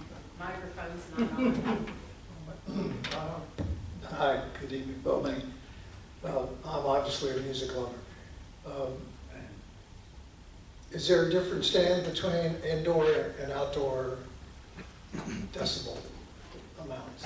Yeah, no, this is the thing. Let me put it a different way. It's unregulated. Indoors, you could just go right over the limit inside the structure. If the person measuring it, though, was in the street out in front of your establishment and it was over the limit, then you have a problem, just like anybody else. So if you can contain the noise, you're fine. You can be Is Fathoms and the courtyard at Harry's considered an indoor or outdoor event? Outdoor. There's a definition, and it's highlighted of closed windows and this sort of thing. Well, there is no enclosure. So it's outdoors. Yeah. It's an outdoor event. Yep. So And is that different than in the statute that you're considering? Does it differentiate between the two? It does, meaning the point of measurement does not change. Right. So from that standpoint, it does not, but it does not regulate, like no one is going to obviously go into a closed structure and say, okay, you're over the limit inside this thing. And no one is going to go onto that property, go around the fence at Fathoms and say, oh, you're over the limit. It's from the property line. So no matter what, it's being measured from the property line. So it's almost a distinction. Outside of Rio Carrabelle, you would be measuring the sound coming out of a enclosed structure. Yes. Outside of Fathoms, you would be measuring an outdoor concert event, an outdoor bar event. Yep, that's right. So, does what your ordinance differentiate between those two? Now, this, I don't know if this one, It's that's only, what, the thing is, I mean, think of it this way, it's sort of a distinction without a purpose, is you're always measuring from the property line. If you're over the limit, you're over the limit, whether it's in an enclosed area and it's vibrating coming out through the windows that are closed. Right. It's just so loud inside that you can hear it at the street and it's over the level, you're in violation. If you have an outdoor event and at the property line, it's over the limit, you're in violation. for instance, it discusses lawn care equipment and street sweepers, mosquito foggers, limb chippers, garbage trucks, you know, so it discusses all these different noises that can be made, or that are made, produced in the open air. Yeah, I mean, And amplified music is produced. Radio, somewhere I noticed radios that talk about radios in here somewhere. I mean, I live downtown long enough to know that there's cars that are loud. There's, you know, I mean, they're the same ones. I could tell you, I could sit on my couch and tell you who was driving. I can too. Who was driving. And they wake me up before the music does. That truck, or who, you know, I mean, I just figured them out over time. And I'm sure they would be not in compliance with this decibel level. That's like when you stop at a red light and your car starts to jump and you know somebody's got something that's too loud. Obviously, the situation at Fathoms is because it's an outdoor venue. So there's no there's no baffling, there's no enclosure of the sound that's created at Fathoms. I mean, The- other than the fence, right? I mean, The fence is open and the ceiling is not a ceiling, there's no sound baffling, it's an outdoor venue that's loud by the nature and part of being an outdoor venue. Absolutely, and If that's. it were enclosed like Rio Carrabelle, you probably would not hear it 2 blocks away. Right. I don't know, maybe 1 block away. So. Do you have a suggestion that might help that location? You know, I've looked at it a long time. The only thing I'd say is you close it in. Or, I mean, if it's But then going to be. We also have Harry's Bar and potential Wicked Willie's location, and then across the river there at Fish Camp. Yeah, when you have the open events, they're going to be a little louder than. Well, Mayor, Then can we close the table bids. it and do it next month so everybody has a chance to make some notes and come back and spend a couple hours on it? I mean, I think that's somewhere at the root of this issue is open at full decibel rock, southern rock And then, pleasure. Time limit, time.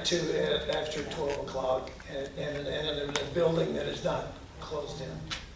You know, All right, and would you, Mr. Butler wants to say something, but then I think you might want to make a motion as well then.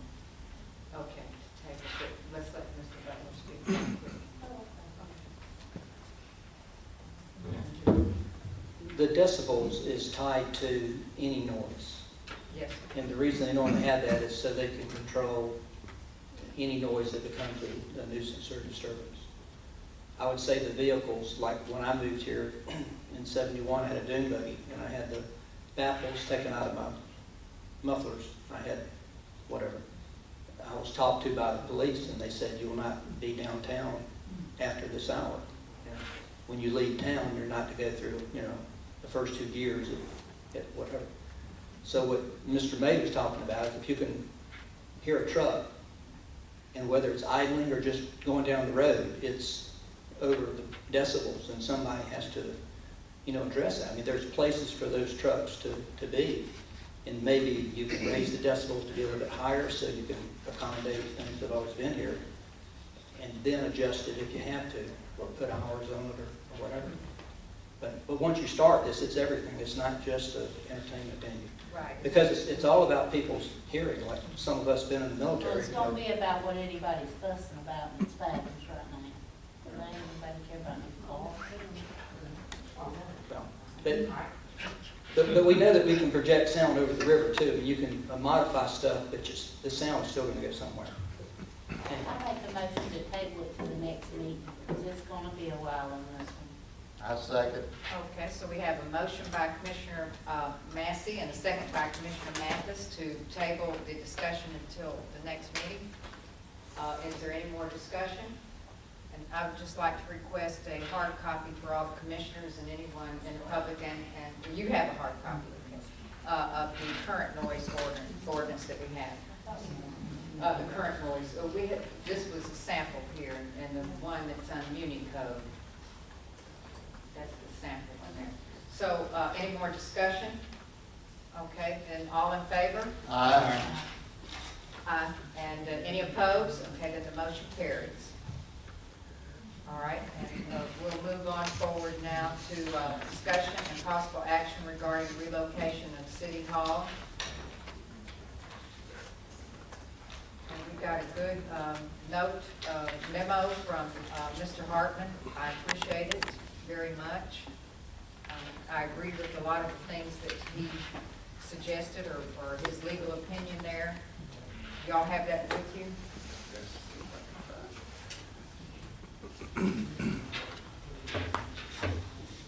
And this is something that we may have to end up having a couple of workshops on. This is also a serious decision. Mr. Hartman talks about we own the city of Carrabelle. It was in a transfer agreement. The city of Carrabelle took over this building. It's about 60,000 square feet. And then the maintenance building behind and the gym, including 5 acres. And that was for a price of $10. But in that agreement, the city agreed to allocate space for the Franklin County Girls and Boys Club.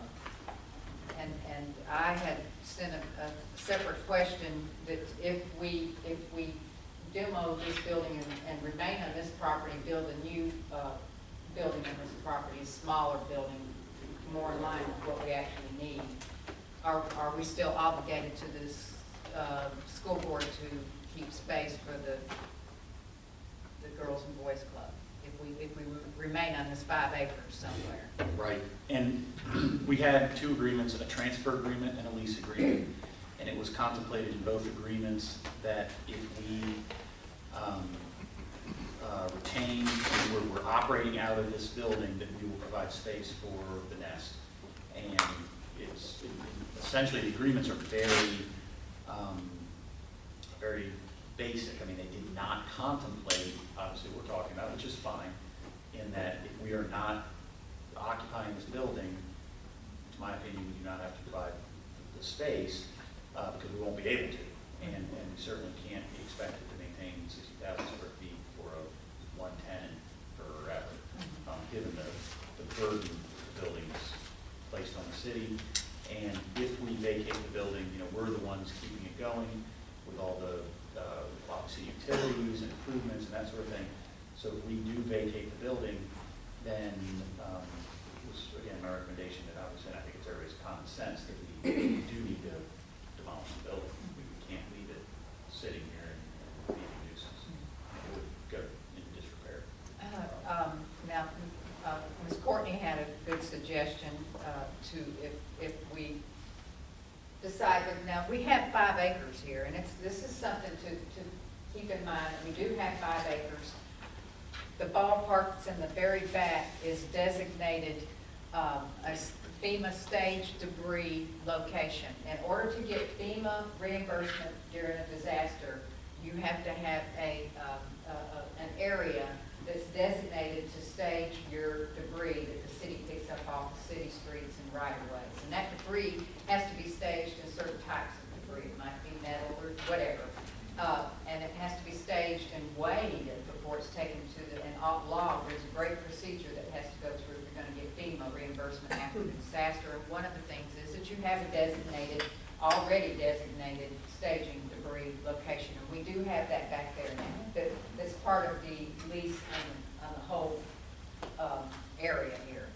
Then we also have point of distribution, and Mr. Calmer is about that. We attended a couple of those meetings over here on this side of the building for this I can't say it, handing out emergency supplies after a disaster. And we need to have a location designated for that. And we have that now. So we have other uses that we use this property for. Here's the Plat, the blueprint plans, if anyone wants to look. This is Great Avenue. This is the front here and the back. If y'all want, I don't know if y'all look at it before you could go and talk with Courtney and take a good look. and this may be completely out of the ballpark, but there are a lot of wonderful things about this building, and I just wondered if there's any way we could look at maybe demolishing the parts that are creating the expense and just downsize the building and still keep the part of the building that, if there is a part of it that's still decent, that can be worked on. It's just a thought, but put that in the hopper. And now I will say, I like the kitchen and the auditorium back there, the stage. That has the potential, in my opinion, to be theater and other things, you know, back there, you know, the stage that we have in the kitchen and back room back there. But it's just wondered that, you know, before we jump too far into it, I think someone needs to look at that and see, you know, what are the problems and where are they? Is there a way we can circumvent them? And you know, like if the foot is bad, you don't have to cut off the whole leg, just cut off the foot. We'd have to cut off the whole leg for this place. That's what we're not doing today. Yeah. It's a money. Yeah. This is Well, I realize that. and we're operating. But if we downsized it, But that might be a we way would of end up doing it. putting so much money into it, the roof, we're operating with a boiler room now, and all of that piping is running through, it's about to rust, it's dangerous. And then the sewer outbound lines underneath the foundation are being crushed. We're on, this is a flood zone, so the building is sinking somewhat as well and crushing the outbound sewer lines. So we've got, you know, some issues there. well, if that be the case, you know, then we can't do it. But I just, it's just a question that, And I've thought about many times about trying to renovate the entire building, what it would cost, and the cost of the utilities on this building. You'd have to have new windows, new doors everywhere. But then I keep going back to the fact that the outbound sewer lines under the slab are, you know, having problems, and I don't know how that could be repaired. We could, but whatever we do, if we decide to do something, we need to, as Mr. Hartman says, notify all the entities that are involved, the school board, the NEST, the camp board, and Johnston, although they're making plans, but we need to make sure that they have plans for all of their artifacts where they're going. I have heard that they may need storage for some artifacts, but they require heat and air, so. and then we got the doctors and the dentist's office back there too. The dentist is gone, man. See, Comm? The doctor's gone, the dentist is still out there. And if we go off, and I would suggest that if we think we're going to vacate the 5 acres, as Mr. Hartman says, the building needs to be demolished. We can't leave it sitting here vacant for anything to happen to it. If we want, someone has suggested, I think Courtney said that someone may have suggested we could sell this property. Well, if we can sell it, then we need to know that it's sold and what's the price before we go out and purchase other property. Harbor Breeze is for sale. But that, I've looked at that, and that's in a bad, it's like, just, you know, where we are right here. Oh, I was thinking about tearing it down, because it'd be a lot cheaper to tear it down than it will this. But we would have to tear this down, or renovate or tear it down, or unless we could sell this entire property. That's what I'm talking about. But we need to make sure that we've got. And we got an investor here. Hey, yeah. Hey, we got a deal for you. It doesn't need to be hearing us talk about the problems of building. Well, if he's an investor, he already knows he's tearing it down. Not necessarily. I am a strong proponent of not tearing things down. Oh, yay. I am an architectural rehabber. Oh, yay. And I hate to see things torn down that can be rejuvenated. And I've seen many things like this rejuvenated. There is a way to fix underground, but it's very expensive. Too bad it wasn't on piers, but that's another issue. But anyway, it might be. One question though, real quick. Are the ordinances complaint driven or police enforced? Code violations are complaint driven. Okay. we haven't enforced the code, we're talking back on the noise ordinance, because we sorry. haven't had a decibel meter until recently, ever. Well, there was just, everything was kind of focused on music, but I know about Other things Yeah, that cause. I do too. Yeah. So, okay. As Mr. Hartman says, we need to, whatever we do, we need to develop a short-term and long-term plan. We can't just shoot from the hip. We need to know exactly what we think. Yeah. I saw a building over in Port St. Joe, a government building, and now also if we move somewhere else away from here, we'll have to develop a parking lot. We know how expensive that is from And paving. FEMA. Yes, FEMA.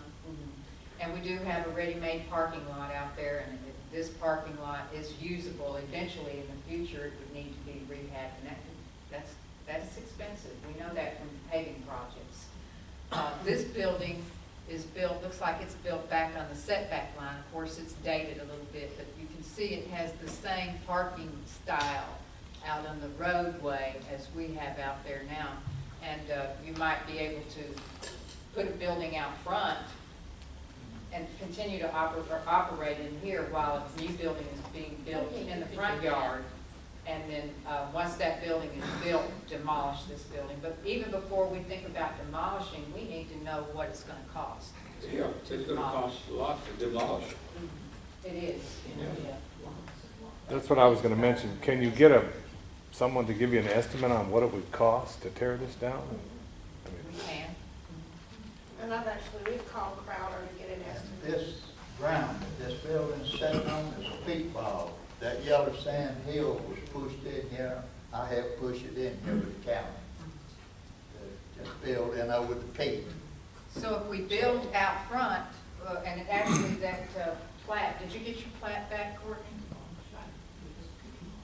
Okay, the blueprints, are they down there? We have blueprints. Oh, okay, right here. We run 12 foot of PVC straight down. The investor is here. Hush. I'm already thinking about how to sell peat. He'd check it before he bought it. But that actually shows the flood zones, and we would have to build up, and this one is actually up a few feet. You see there's a ramp and it steps there, so yes, we have to go up somewhat.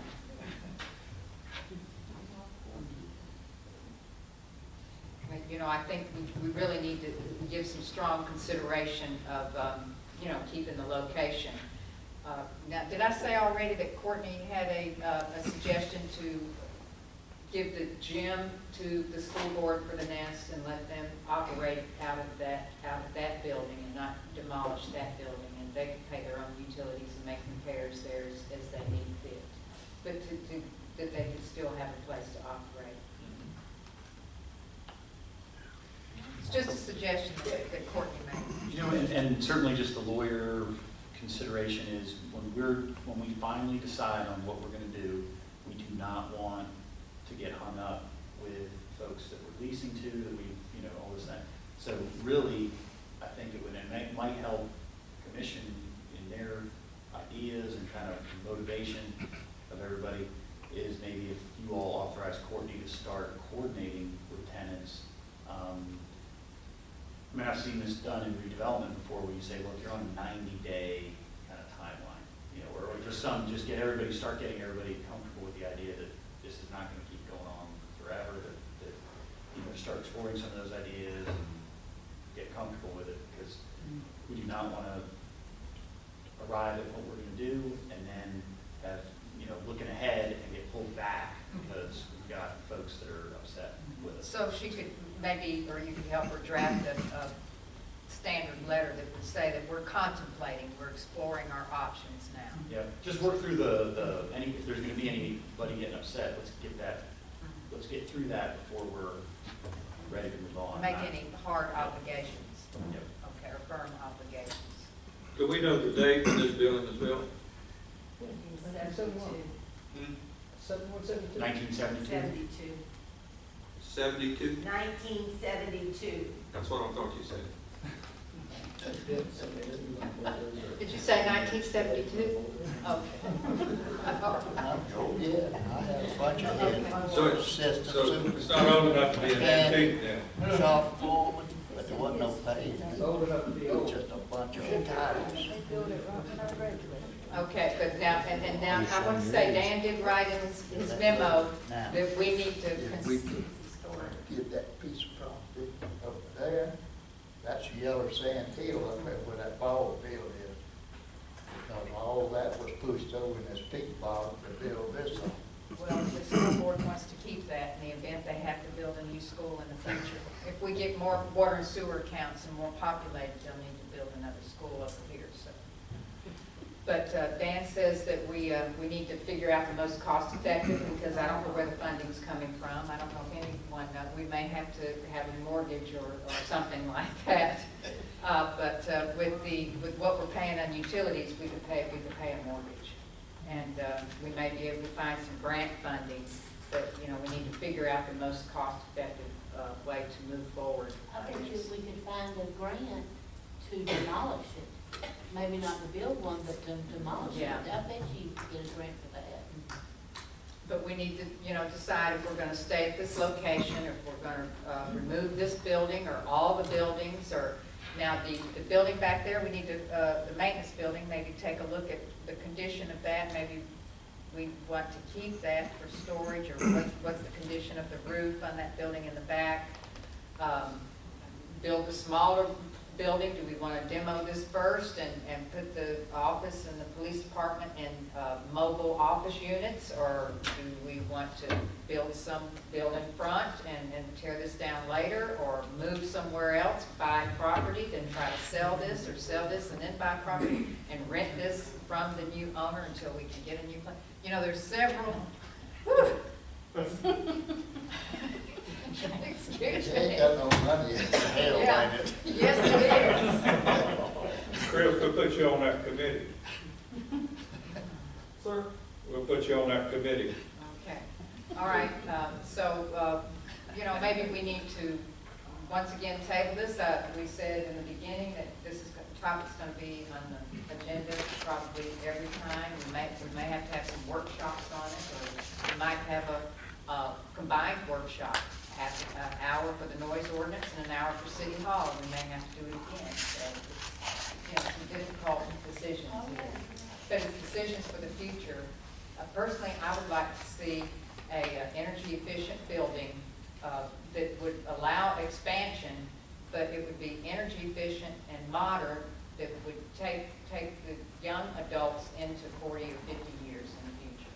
You know, some type of building that would, you know, really be a good, efficient building, but maybe built where an addition could be added onto it in the future for future growth.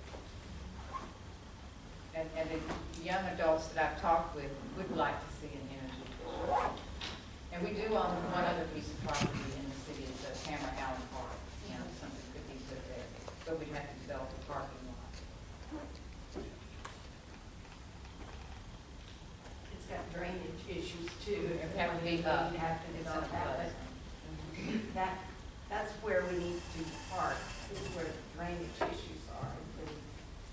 First, you've got to get the brownfield out of there, you can't use the drainage. All right then, so y'all have some food for thought?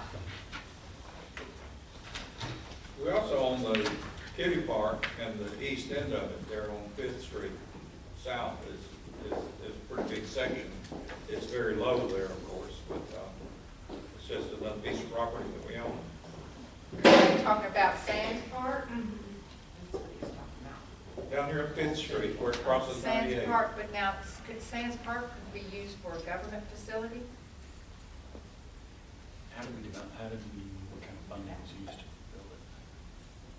CDBG. We didn't use grant funds to acquire it. She used grant funds for the park improvement.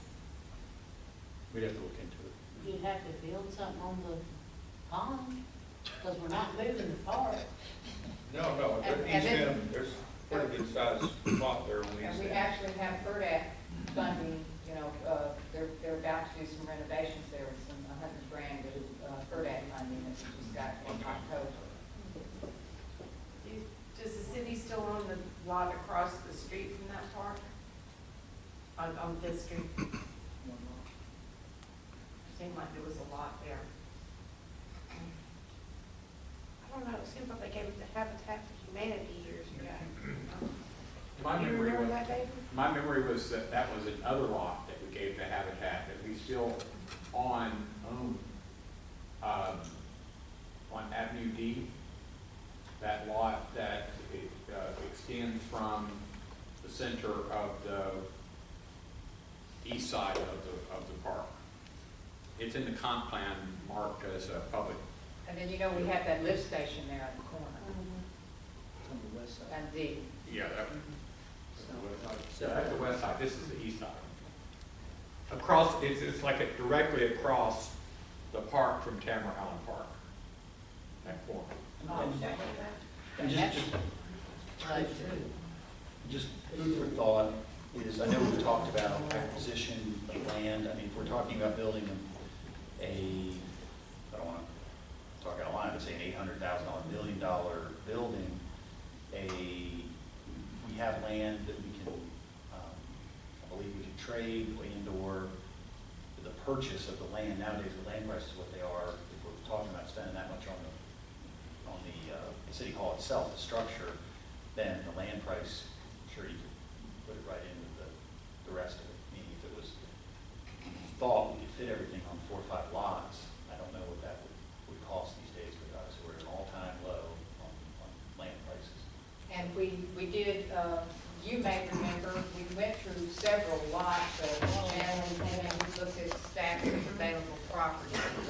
We certainly had, before last September, this year, last year about this time. We certainly have been through property after property. True. So may I have a motion to table this item and we'll discuss it again? I'll make a motion to table it till Okay. next month. Okay. And may I have a second? A second. Okay. So we have a motion by Commissioner Massey and a second by Commissioner Allen. Is there any more discussion? Can you table the item? All in favor? Aye. All opposed? Okay, then the motion carries. And there being no new business, can I have a motion to approve the attorney's bills? I'll make the motion to approve the attorney's bills. Okay. And may I have a second to approve the attorney's bills? I'll second. Okay, thank you. Any Well, that's discussion? close, wasn't it? Any discussion? Okay, all in favor? Aye. Aye. Any opposed? Okay, then the motion carries, and that was Massey and Mathis. And then there's no more business. May I have a motion to adjourn? You got it. I do Okay, it. thank you, sir. I'll second that. Okay, and so I have a motion to adjourn by Commissioner Allen, second by Commissioner Massey. Any discussion? All in favor? Aye. Okay, and any opposed? Okay, then the motion carries and we're adjourned. Thank you all very much for your time.